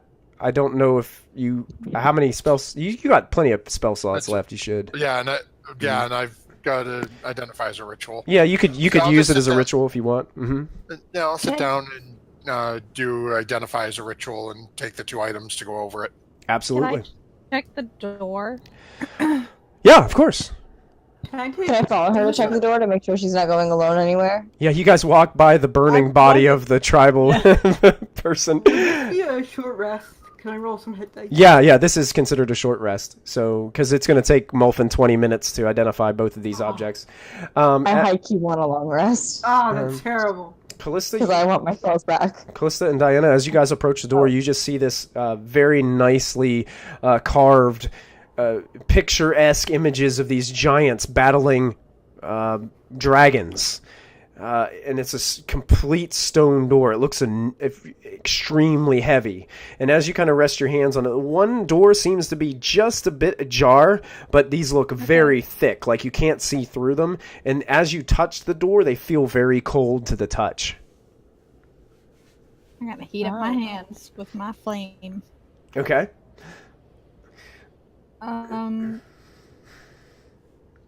So it's not cracked open. It's just kind of pushed, but it's still like the 2 wood is kind of. Yeah, like that. yeah. It's just kind of like just you can't see through it, but it's just like one is starting to kind of like pull back from the other. Okay, I'm gonna use detect magic with my drow thing. Okay. Are you And just want to make sure that these aren't like magically trapped in of some sort. What's the radius of detect magic? I think 30 feet. Okay. Okay. You don't sense anything magical about these doors. Okay. They just look massive and heavy. She did an Arcana check, right? Yeah, she detected magic on the doors. Detect magic. Okay. I'm gonna get rid of these dead bodies. Shall we try Should pushing? we butcher the dragon? I'm scared. I don't want to like open these doors and have more Is it delicious? battles find us, and I feel woefully Sure. unprepared. I've got like 4 spells left at most, and none very powerful. Okay, then I guess you want to spend the night here and try it in the morning? I don't know how everyone else would feel about it, because I know that they're fine. I could just stick to healing, but I'm okay. I feel fine, but if you guys need a break, I know Ashlyn was hit pretty hard, and I'm Muffin fine too. now. I yelled from the room apparently. Never mind. Oh, we're all cuddling. Looking at Mulford, you see he's angrier about the dragon than his wound. I pat him on the shoulder. Harshnag, is there anything usually in this room? Well, what do you mean by anything? Anything that's gonna barbarian? attack us? Well, this is the place where you go to seek the guidance and to revere the deities of our people. Why are those barbarians? so there here should be then? no fighting. It doesn't look like anything's been through the doors recently. Oh. Okay, Harshnag, want to come help us push this open? And you have the items that the Oracle wants, right? Oh, I do, yes. I have them here. There's the golden-plated tooth that we found and the spear Alright, tip. well. I've got them right here Real with me. quick, Useful why would stuff. the barbarians be here if they're not giants? That is a good question. I have come to discover that many people are thieves and that they seem to enjoy it for a sport. So perhaps Remember that other temple? Perish the thought. perish the The temple thought. that we Who were could at? imagine such terrible things? I'm aghast. That other temple we were at was completely flattened too. Perish the thought. I love it. Yeah, they might just be on a warpath to destroying and desecrating something they're against. I don't know. Oh.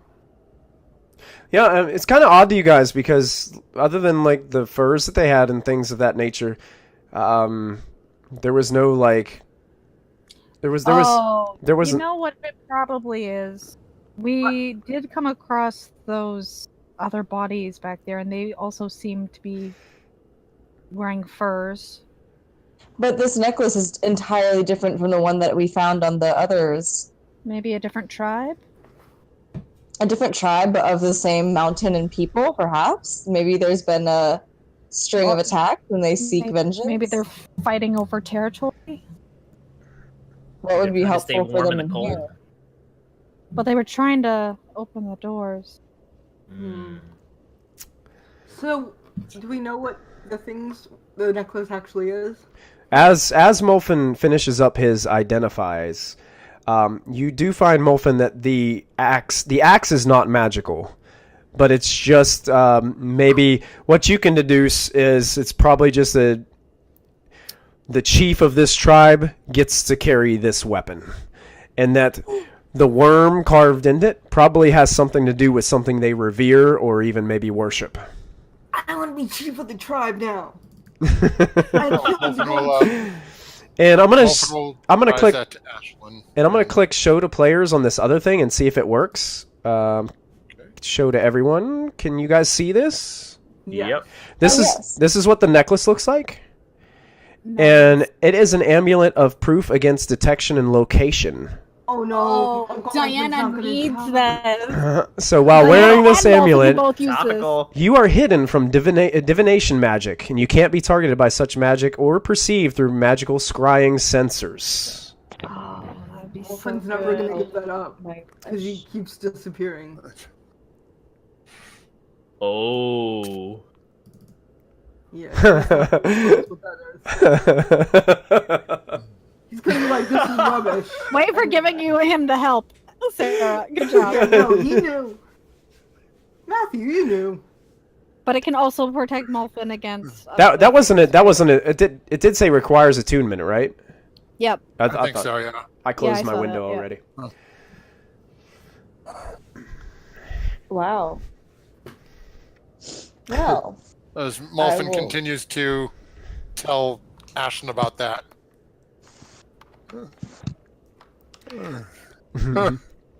And, yes, they seem to worship some strange earthbound worm-like creature. Oh, Wonder if it lives Perhaps near a- here. Something called... Here you go, Ashlyn. What kind of Refer to axe you would as- that be? It's just standard grade axe. Oh, I can't use it. Okay. But it looks cool. Yeah, it does. Can I carry it around? Absolutely. Yeah. Completely yours. Mhm. But I shall refer to you as Shai Halud as long as you carry that. Harshnag looks down at you. Ashlyn's like, "Huh, you're the chief of that tribe now." Hopefully they had walks more. into the woods and she actually he is. kind of points to all the dead bodies. It's like, hopefully there was more, or you're the chief of one. Uncle Muffin, if you animate me a skeleton, I can be a chief of an undead tribesman. Oh God. Oh God. Great idea. Oh God. I'm just saying. Let Not me like I'm finish. power hungry. But power You know is how much kinda Molphin cool. hates raising the dead.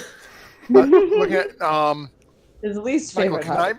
while I've been identifying this, can I make a history check on this as well to see if it gives me anything on any sort of Yeah. tribe or anything on this necklace? Yeah, of course. On the necklace? Yeah. Okay. Yeah.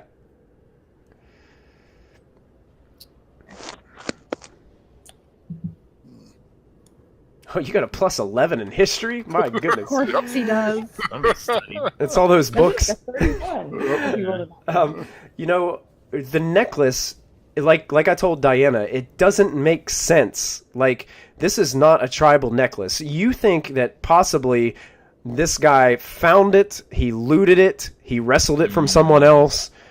This is not a tribal necklace. This is something Like, that you didn't know its significance kind of thing. he might not even have known what it did. He just might have worn it because he thought it was pretty and made him stand out amongst the rest. So what's the necklace do, Uncle Muffin? The necklace is actually Does nothing. something that works with divination magic, such as the things my seeing stones and the other utilities I use. Oh, okay. It could potentially be of some aid to me if I could persuade whoever this belongs to allow me to use it. Well, Diana Diana. found it. And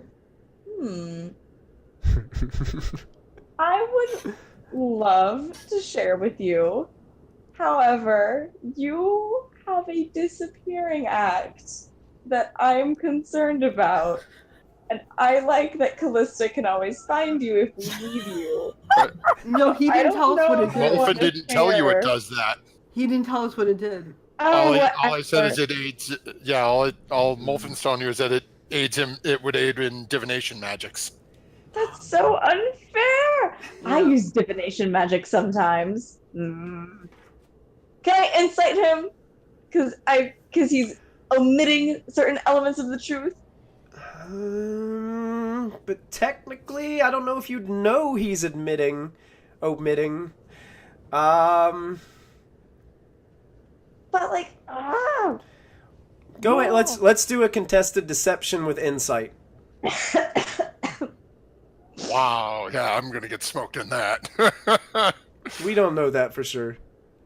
remember, Yeah. Diana is not an insightful person. I'm very insightful. I am a negative, deceptive person. You got to beat a 15. And Diana is, yeah.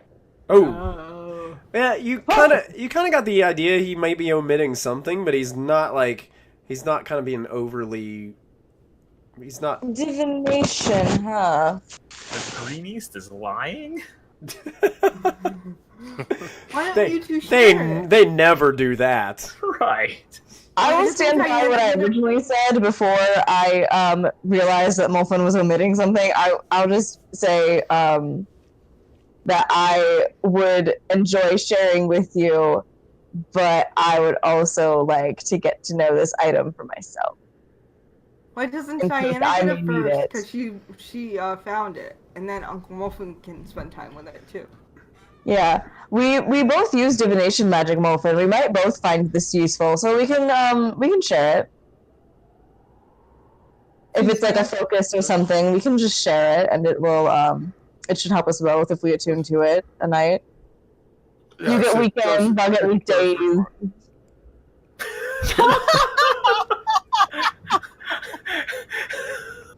Custody over a necklace. I get the feeling this is not quite equal in. I'm just saying, I found it and I chose to have it, okay? It was my choice. Did you not No. say it was Ashlyn's? Ashlyn knocked it off the guy. I found it, Yeah. though, so maybe it is Ashlyn's. Harshnag chimes in. Ashlyn is the fierce killer. She should get the necklace. True, Victor gets the spoils. Maybe we're fighting for nothing, and Ashlyn just gets this cool divination magic necklace that she don't use. She is also the chief of this tribe. I am chief of the tribe. She is the chief. We must pay our respects to our chieftain. I put it up the song. Are you still? I still Are have you? my detect magic on, right? So I'm getting a ping from this thing. Oh, absolutely, yes. And Is it I think powerful? Ashlyn, are you wearing the bear cloak too? Yeah. All right, excellent. So you look exactly like that barbarian guy. Yeah. Oh, chieftain! Oh, chief. Harshnag looks down towards all of you and he's like, "Oh, shall we?" And he points to the door. Sure. What kind of ping? Is it just pure divination magic that I'm picking up from it? Yes, pure divination magic. Yep. Okay. Just give it to Ashlyn. It's hers by default, and we can just ask her to borrow it if we need it. Yeah, I think Molfin already gave it to her. I think. Yeah.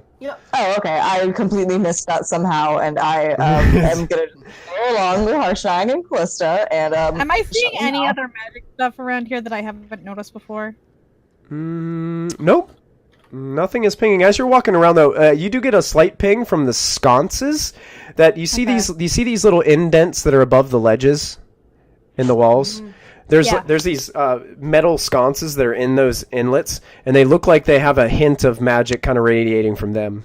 Do you think possibly that, if they were ignited with something, they would stay lit unless something kind of put it out? Oh, that's cool. Yeah. Mm-hmm. I'm gonna That is keep a that great in. loophole. That could also be something that, like, if we need to open something. So I'm gonna keep that knowledge for later. Yeah, If we- absolutely. Is the grease fire still going? Oh yeah, that grease will burn forever, man. And was is there gonna any arc- snow in the room?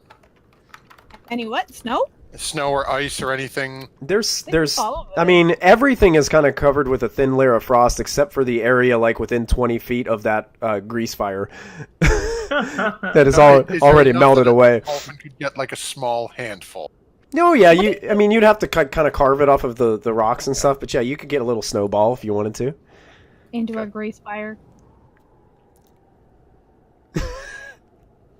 I'm sorry. No, this is just Christy realizing chemistry. That's all. Hey, thank you so much for the follow. Appreciate that. The chemistry ain't got nothing on this. Could I Arcana check? Because what kind of magic is coming from the sconces? Yeah. Yeah, let me double check and make sure. As I look it up. Da-da-da-da.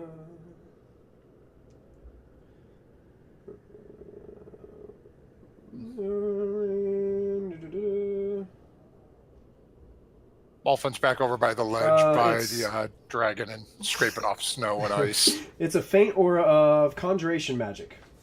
Conjuration. Yep. Okay. Yep. And then you watch as Harshnag looks towards the doors, and he charges up to him and throws a shoulder into the one that's already started to kind of open inward just a little bit. And as these two doors just like start to open before you, you can see that the thick coating of ice on the back of the doors crumbles away and falls down onto the floor ahead of you. And I'm going to open up this room so you guys can see with your own eyes what it looks like. And I will describe it to you. As Roll20 is being very slow, I apologize. There is a faint light shining in this room, but if you guys want to move your characters inside, you should be able to grab your token and move in. And I'm going to try to zoom out so our friends on Twitch can see a little bit. As you walk into this enormous chamber, thick frost clings to every surface of this 100-foot-high chamber. It has a enormous vaulted ceiling. There are 7 enormous statues that dominate the room. The largest of them is an 80-foot-tall robed giant. His arms are outstretched, and his face is hidden beneath a stony cowl. Facing a glowing archway in the east wall, kneeling in rows on each side of the statue are 6 statues half its size, each impressive in its own right, and depicting a paragon of type of giant, including hill, stone, frost, fire, cloud, and storm. These smaller statues face the bigger one in the room's center. In their outstretched arms, 5 of the giants hold weapons, gifts for their Allfather. Only the frost giant statue is unarmed. Uh-oh. They hold like real weapons or weapons that are part of the statue? Make a investigation check, Lachlan. Oh no. Yeet. They look like they can be removed. Let's take them. It's like I think we've had a master thief here already. It's like they're kneeling down and their arms are kind of like this with their palms up, and it looks like you can take the weapon, or something can take the weapon out. Take it, yeah. One could take it. Alive. And now that you guys opened in this epic part of the chamber, I'm going to change the music to the track Into the Eye. As you guys have finally arrived into the main chamber. Oh, I hurt my hand. Aw. Wow. I also wanted to thank Bubba Dukes for following us. Shout out to you, Bubba Dukes.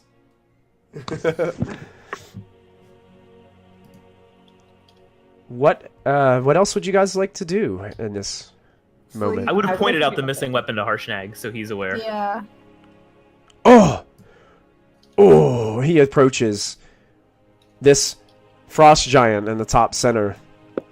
And he looks like he's just gazing up. Both hands are to his sides. He's gazing up at this sculpture, and he looks just absolutely amazed by it. Looks pretty awesome. Yes, you can, Molfin. Oh no. How does that work again? Do you have to roll, like, immediately?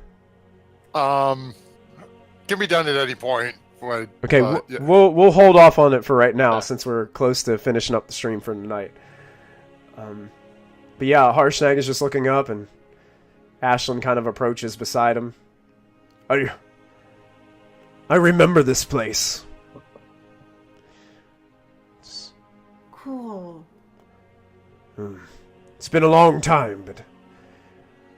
See, this is Thrym, the god of my people. Oh, I immediately bow to it. He kind of just smirks at you just a little bit, Ashlyn, and just looks back up and... Seems he's missing his weapon. I don't know what that means, but we should find it. Or you should find it. Or someone should find it for him. Perhaps. What else the rest of you doing? Looking up the cloak of the big one to see if I can see his under. It's underneath the cloak is no detail carved into it. You do notice that taking closer inspection to the face, as you looked up towards his face, it's completely faceless. Creepy. Interesting. Yeah, it's like there's this hood, but no face. Absolutely flat, completely absent of a face. He's a mystery. Harshnag, what was his weapon? Do you know? Oh, well, it's been an awful long time, but I would assume it's a weapon much like this. And he holds out his magical great axe that he uses. That's what I thought. Oh, okay. Why don't you try putting that in his hand? You just got 100 bits for the upskirt there, Locke. Thank you guys so much. What was that, Callista? Well, why don't you try putting your weapon in his hand? Well, he kind of holds it up, and it's much too small. Oh, okay. These statues are like twice the size of a normal giant. They're about 40 40 foot tall. Okay. So they're pretty Big enough massive. to want that kind of weapon. We have those offerings. How big are they? He pulls out the spear tip, and it's much smaller. And the tooth is way smaller, like it just fits in the palm of his hand. I don't think this will work either. Molfin and Lachlan, as you guys kind of head over on the far side of the chamber a little bit, this archway that you see on this far wall is glowing with this interesting bluish teal mist that just seems to be trapped inside the archway, just barely creeping out, kind of like dry ice, as it has a little bit of sparkly magic to it. And Looks spooky. the archway is 40 foot wide and 40 foot tall. 6 different runes are carved into it, each one inlaid with what looks to be mithril. And a glowing mist fills the arch. Niches in the walls on either side of it contain empty, ice-covered sconces made of iron. Minecraft. Lachlan, should we light these? What could possibly go wrong? I'm certain nothing. We've dealt with the creatures out there. It seems rather peaceful in here at the moment. What do you think happens if we do that? As I'm getting out my tinderbox. I haven't the faintest. Perhaps you should take the one on the north wall, and I'll take this south. Okay. Often's going to step a couple of feet over, and again rubbing top of the staff, and firebolt at the sconce to try to light it. All right. Go ahead and make an attack roll. With advantage, because it can't move out of the way. Hooray!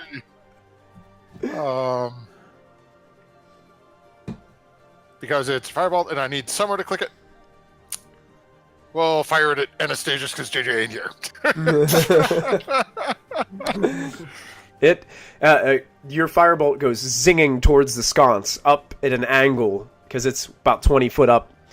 It strikes the sconce, and you can see some of these ice things chip away from it immediately, and it ignites into this blue flame that just starts to fill the chamber full of light. I look at Muffin. Blue flame. And then I see Lachlan with the flint and just shake my head. And how are you getting up there, Lachlan? Oh, As you're good like point. reaching up, it's How, not even how high up is it? about 20 foot. Get the grappling hook. Harshnag comes over to you and he's like, "Do you want me to just pick you up?" Yeah, that'd help. All right, Harshnag just picks you up and holds you above there, and eventually, This is scary. How do you do this all the time? It's awesome, isn't it? No, it's scary. and eventually you get this thing lit as well, and it ignites into this blue flame, casting more light around the room, and it's I just like hold on to one of his fingers, like. Ah! and it's basically extending the light that was coming from this mist, the archway, and just it lights up the room even more as these two sconces are now talked lit. about this before you started lighting. Oh well. And when you get closer, You know you who you're guys. dealing with? You guys can all see these symbols, and I want to go ahead and share a picture with you guys, so you guys can see what these look like. Ba-da-da-da-da-da. Sorry, guys. Doors. Roll20 is still being a little slow for me, so I'm trying to get. That's not what I want. I'm quite sure that rune up there means the carrier of Shai Halud can pass. Here are showing to players. Yeah, show to everyone. Here's what you guys see. Ooh. Those are pretty. Now, Elvish? no. Harshnag comes up and says, "Oh, I don't recall most of these, but I remember this one." He points to the bottom right one. It's like, "This is the symbol of my people, the Frost Giants." Eyes is Ice. eyes. Oh, ice. That would make sense. There seem to be statues of 6 types of giants and 6 runes around the archway. One of them for frost, which would mean the remainder would be fire, sky. Maybe it's like the No. fifth element. We gotta Yes. blow on the wind one, and we have to like sweat on the water one. Ever see that movie? What is this movie? Movie. Yeah. Isn't that a spell I've seen? I swear that the elves and their strange delusions. I know, it's weird. Anyway, what do you think it means? It appears to, my assumption would be a welcoming for the tribes of giants. Not sure how it will feel about a... Is my detect magic picking up anything in this room? So I would have walked in with it in. Yes. Oh. You have magic. As you were walking around, all the sconces that you see around the room are that same magic, that conjuration magic. This archway is beaming with...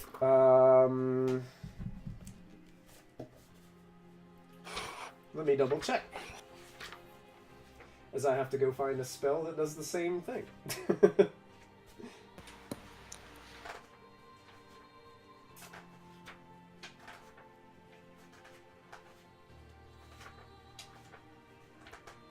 Sorry about the delay, guys.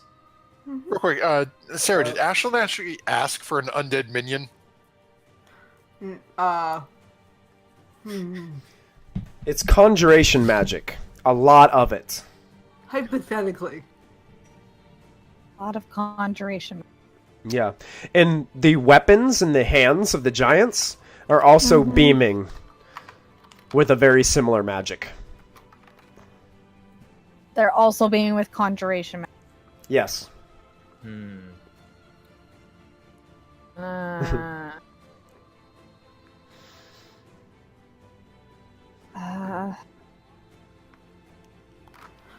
I do like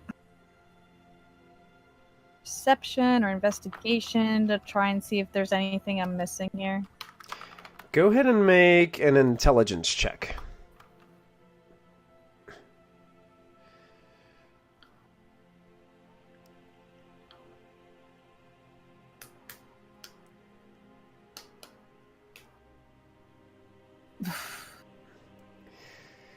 Nope.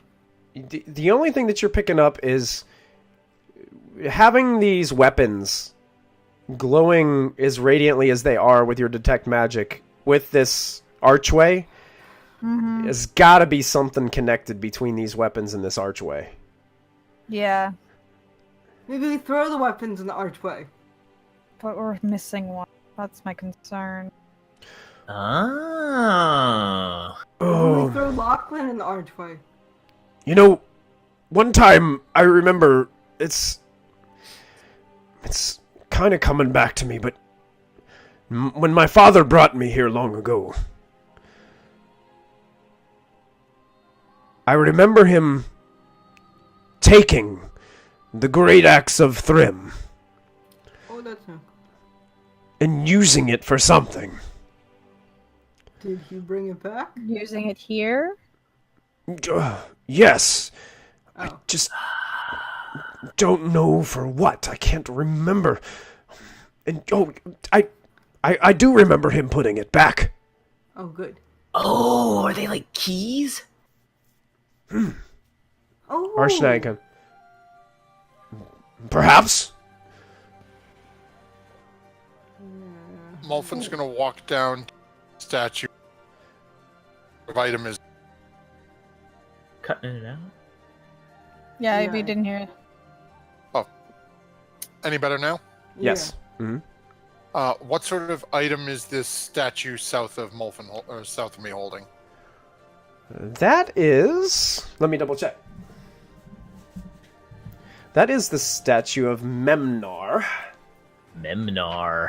who happens to be a very large cloud giant. Reminds you of Zephyros.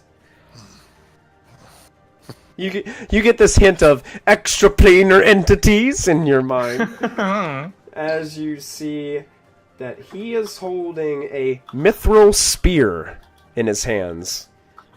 That How large is it? It looks enormous. It looks way heavier than anything you could hold.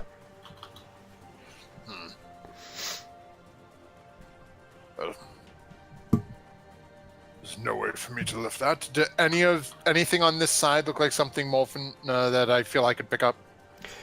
The middle one looks to be a fire giant wielding a iron greatsword. Huh. Nope. Well, like an arrow. Could Harshnag It do looks even heavier. Oh, I guess I could try. it? Is it safe? And then the last one Probably not safe. He might explode. appears to be a hill giant with a bone great club, which looks lighter than the others, but still way too heavy probably for you to be able to do anything about. Do you think there are rules here? Like, I think there are rules everywhere. You just choose to ignore them. How wide is the blade on that great sword with the fire giant statue?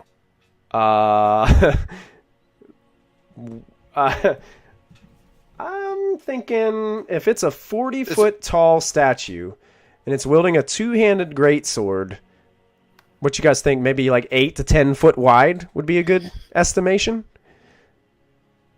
It is massive. Well, like I'm thinking probably 10 feet long, a quarter of his height, if not that. But you're saying like 8 feet across? It's probably 8 foot across, like almost 20 foot like in length. Yeah. It's enormous. If you can do me a favor, Yes. pick up that great sword and bring it over by the door here. Okay. He walks over and you see him kind of look up and he grabs hold of it and goes and lifts it free. Oh no. This thing is really heavy. And he puts it over his shoulder and he's like slouching and like heading towards you slowly. do you think he'll get in trouble for, being the wrong kind of giant? Well, it is not for him to enter the door with. What do you want me to do with this? It's really heavy. Harshnag, if you can set the front of the blade, the pointy end of it, on the ground, I'm going to stand on the tip of it and have you slide me to the doorway. Okay. Sounds fair. And he sets it down and down on the ground.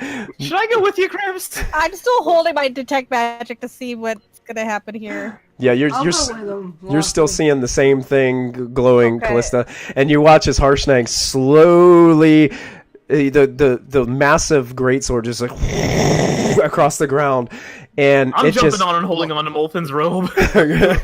I'm and jumping on too. and it starts to disappear through the mist that's floating out of the archway, and then just stops into the stone wall behind it. Ow. Okay, Molfin is going to walk himself closer into the mist.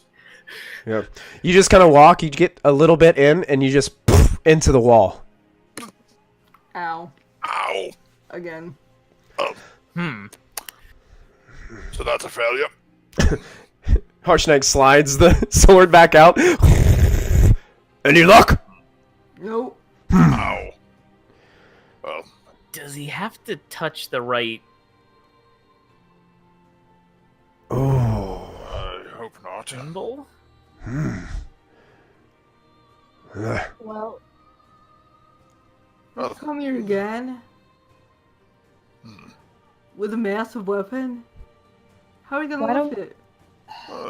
Just Are give- any? You give said me a that few. one of the runes on the door is the one that's missing. Is the storm giant that's missing? Storm giant. Yeah, he knows the bottom right hand symbol, but currently the weapon of that giant type is not in the hands. Oh yeah, what was the weapon again? It was a great axe, from what Harshnag can remember. And he's holding the fire giant's greatsword. He is holding the fire giant's greatsword. I tell him to try and touch one of the rune that looks like fire to match. I don't know. I don't. Fire? Do any of them look like fire to you, Callista? And he's just I don't kind of like know, looking. You're giant. These are very ancient runes. Molfin, if anybody would like to make either an intelligence, a history, if you know the giant language, I will give you advantage on the roll. And is this because it's magic on the portals seems to be magical? Yeah. I think I can add double my proficiency bonus for my artificer's lore. Yes, you can. Oh, Diana. My goodness. Wow. Wow, yeah. Wow. Oh, Whoa. jeez. So that is going to be a total when I double my proficiency bonus for that. If Roll20 will let me roll up and find out what my proficiency bonus is, that'll be a 31 for me. Wow. Wow. Molfin and Diana, you've seen some of these runes before. When you were in the tower with Zephyros. You recognize one right away. This rune of the cloud giants, which is sky. Which is the one on the left in the middle. And then you recognize some of the other ones. And as you are almost certain that the one on the top left-hand side, Ild, is the symbol for a fire giant. It has the look of flame. Well, what do you think? I would say the top left rune. My Well, point with is, the little- do you think this is something we should do if they're keys? Is this like the Harper thing? Harper thing. What's a Harper thing? We know about the Wolfen's told us about the Harper thing, right? Or has he? Oh, yeah. No, Lachlan, not quite the same. But I mean, do you think that think this thing goes to more than one place? Oh. It may. There's but one way to find out. Let's not go to the fire place first. Yeah, let's choose maybe the sky first, or where would an oracle be? High? Well, I think that's where Hersnag needs to be, because he's the frost giant. We just have to find his artifact. Where would the artifact be? What do you think, Karshnag? Well, I will do what you ask. I mean, we may be able to search more of the place and see if we can find the missing axe, but Oh, I can also give this a shot, if you'd like me to. are fire giants nice? I'd say we go with sky instead of fire. I think that he would spontaneously combust. Let's search the place instead. What would Molfa know about the hierarchy of giants? Did You did guys, yeah, Zephyros mention told that- you everything about the hierarchy, that storm giants are normally on the top. It's then followed by the cloud giants. The fire giants and frost giants, I think it goes frost, then fire, stone, and then hill. So, and are cloud and sky the same? Yes. Yes. Hey, look, there's Okay. an entire room down here. Let's go down here. And Zephyros told us that the upper echelons really aren't very nice, right? The upper echelons are... They kind of tend to keep to themselves, whereas the lower echelons are constantly fighting not only with small folk, but with each other. It's usually... My It's concern is usually... whether It's or not we just pop into... Oh, hello, Sky Giant City. Don't mind the invasion of little people as we are. You know, let's not do that. Do we have a way to get a hold of Zephyros? We are assuming that that's what this does, but I don't know. I say we go to the place where Harshnag is most welcome. Is he welcome anywhere? Waterdeep? Harshnag just kind of looks at you guys a little bit, and he's like, I don't ever remember showing up at a Cloud Giant City or anything like that. But that was a long time ago. Let's not do that, then. I believe Lachlan. Bloody hell, Lachlan. I believe Ashlyn said there was a room down south. Mm-hmm. Yeah, look, there's 2 rooms. Oh no, 2 rooms. Well, Look at Yep. that. There's 2, these double doors are pretty much same things. You see these carvings, but it's under about 6 inches of ice that are coating the doors from the inside, like right where you guys are.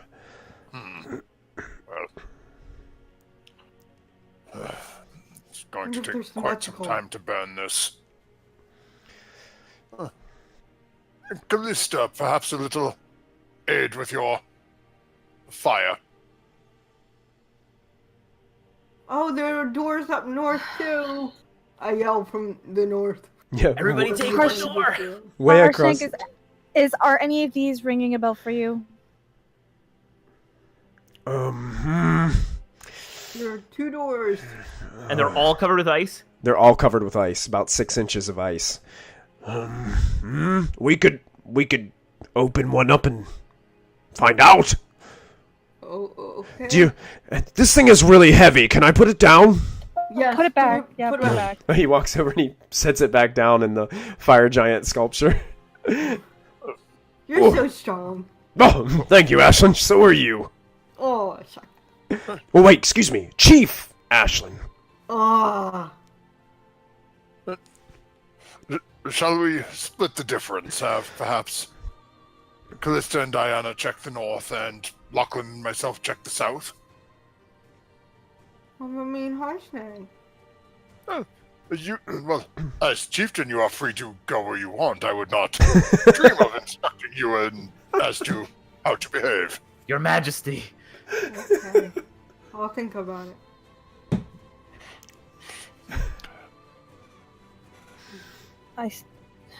All right. Still think we should focus on this. This is a lot of. I think this is the key to get to the Oracle. Yes, I merely mean if we need to find this weapon, Well, please we can to the north and try. south. Maybe it's stashed away in one of these rooms.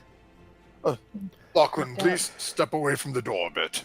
This may get a little messy. I always want to stay away from you and your casting spells ever since that tavern incident. I have no idea what you're referring to. If I were to walk up north with my detect magic, would I get any pings on the other side? Let me see. Yeah, actually, you do. Lachlan, please ignite that.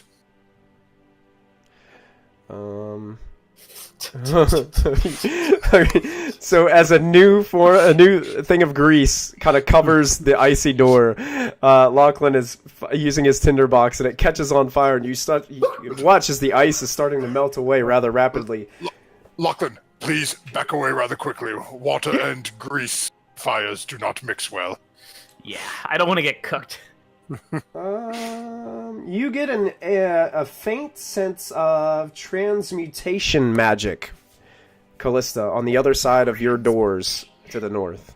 It's just at the edge of your range, but you can sense it. Okay. And honestly, Molfin, it doesn't take long with the heat of this massive grease fire that you put down. The doors, it seems like all the ice is eventually, just after a few minutes, is melted away. Lachlan, as all the ice is gone, now let's put your back into it. Me? Harshnag comes up to you and he's just like, "Do you want me to just do it?" Yes, perhaps it would be quite a bit quicker with you, over. Well, I mean, if you want, he could try. And he just points down to Lachlan. I haven't been doing my push-ups lately. Maybe you should go ahead. So Harshnag charges the door, and you watch as, much like before, the doors just open before you. And I'm going to show you what you see in this room. Oh no. 19 fire giants! Yeah. Let me go ahead and grab this. Come on. Let me move the door. Please roll 20. Please let me move the door. I'm being... because you have a Lachlan crawling through it. Oh, I zoomed in way too far. Sorry, Twitch viewers at home. Thank you guys for joining us tonight. I'm sorry we're going a little bit late, guys. I was trying to get us to a good stopping point. You start to see an enormous chamber beyond. Oh my goodness, that's enormous. It is huge. And I'm not even there. Holy mother. Anybody in there? As you guys Let me count open them. this, you and Molfin, as soon as you enter the room, Oh, here's what you hear. Do you have your volume on? Yep. Okay, no. I'm going to turn this music off so everybody can hear this really good. You hear this sound.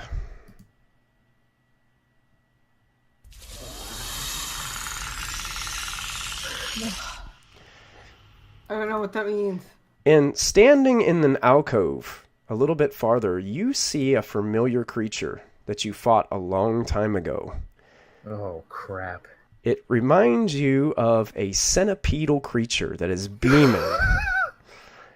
But this one is probably 3 times the size of the one that you fought on the They road. couldn't just use the key. And I'm going to zoom in on this so people can see it over here. Let's see if I can shift, I think it's shift Z. No? Yeah. Oh my god. As that creature appears in this little alcove to the left of you. And that's where we're going to end tonight's session. Oh jeez. Couldn't avoid it. I blame Harshnag. I blame Molfin. It's always Molfin's fault. So, wow, that was awesome, guys. And we will have to come back in 1 week's time to see how this all turns out. Roll up some new characters. Hey, Molfin's got us out of this. Yeah, we didn't rest. Remember that time we didn't rest? Remember that time we took a short rest and Molfin gets spells back because of arcane recovery? Oh, okay. But Diana doesn't. Remember that time he whispered the DM about things? So y'all just gonna die. And actually, that noise was loud enough that it echoed out into the main chamber. So Diana, Callista, everybody here heard that noise. Yeah. Yes. Callista would like. No, wait, not Callista. I'm not Callista. Why did I say Callista? Oh my god. Awesome job, You can be me, guys. BB. Well done. Sorry, it got a little combat heavy and it slowed things down that Roll20 wasn't going fast. I may see if for next week I can try to break the map up and see if that helps. I'm going to test it out, see if I can do something about it. But yeah, we got to dish out a nat 20 for this week, guys. What do you guys think? I don't know. My brain is fried. I like Molfin's dragon riding. Yeah, Molfin's right. That was just quite epic. exquisite. But we also have Ashlyn with her 1, 2, 3. Yeah, that was pretty. Oh, epic that was too. true. That was good. Yeah. How Dead. about Ashlyn basically being a one-woman army is always nat 20 worthy in my opinion. And becoming the chief. Oh yeah. yeah, becoming the Yes, chief? Chief Ashlyn! What do you guys think in Twitch chat? Is there anybody that you feel deserves a free nat 20 for next time that we get together? Based on their role player combat techniques tonight. Yeah. Excellent. I mean, that was... Appreciated, Random Yeah, Hero. Molfin vote. Yep. Yeah, Random Heroes going for a Molfin vote for the... for the interesting dragon riding. Oh, man. V Brown. Oh, V Brown's going Molfin's dragon. You know what? Here's what I'm going to do, because I think Ashlyn had some pretty epic moments tonight, too. I'm going to dish out 2 nat 20s, give 1 to Molfin, one to Ashlyn for next week. Because I feel like you guys are going to use them to start off the very first, probably first couple We need minutes. Yep. So awesome, yeah, and I want to thank everybody for sticking around, hanging out. Thank all of our new followers and subscribers tonight for hanging out with us, spending some time with us here at Proficiency Bonus. Don't forget that tomorrow night is Insight Check on our kind of buddy Twitch channel, Insight Check. You can go check out Christy as she plays in that campaign. I believe it's 9:30 p.m. Eastern Time is when they go on. Don't forget, on Monday nights we have Tomb of Annihilation with Dungeon Master Matthew and a player Sarah. We have Hell or High Waterdeep on Wednesday evenings with Dungeon Master JJ, and Christy is also playing in that campaign. Don't forget Mystic Hour on Thursday nights, right before Critical Role, so you can hang out with her. And Producing 2 shows back to back. It's a pain. yeah, producing 2 shows. And we've got Ashlyn, Sarah, is going to be DMing coming up here very soon. She is looking for players for Curse of Strahd. So make sure you get an application into her. Man, lots of stuff going on here on the channel recently. Yeah, we're doing great. I mean, this is awesome. I'm glad that we're able to bring a ton of players on board, bring a ton of people in. And you guys are doing a great job. We also have your new show coming up before mine. Yeah. In November. We're going to do a really quick 1-hour DM'd campaign that we'll be putting that on right before Mystic Hour. So just be an hour, so that way people, if they miss an episode, they can get caught up rather quickly. And it'll kind of be sort of sitcomish in nature, so it'll be kind of fun. I'm going to try something different, see if that works out. So, Cleric of the Week. Yeah. Now, anybody else have anything they wanted to say, or announcements they want to throw out, or things you want to let our viewers know before we call it a night? I think that's it. Make sure to tweet at us. Give us tips on how to survive a massive attack from a Remoraz. Oh yes. Yes. Yep. Yeah. These wonderful players all have Twitter handles, so make sure you go check them out. And their characters also have Twitter handles, so you can follow Callista and Ashlyn and Molfin. And I believe MG, you're on Twitter, but you basically use it as Lachlan, right? Yeah. That's yeah. So yeah, you guys can find them on Twitter. Zos is on Twitter as well. Are the same. Obsessed with Twitter. Accurate. Very accurate. So make sure you guys go follow everybody on Twitter. You can follow us on Twitter at @ProfBonus and stay in touch with us, and make sure you guys, tweet us. I'm with you, V Brown. They murdered the dragon. They wouldn't thing. They wouldn't let me bring him back to life. MG blames gravity. Yeah. Gravity can be the worst. Gravity. I was going to heal it for like 50 points, but no, nobody wanted me to. So with that being said, the next time you find yourself on the back of a white dragon wormling, remember, folks, don't forget to add your proficiency bonus. We'll see you guys next time. Have a great night. Get it, everybody!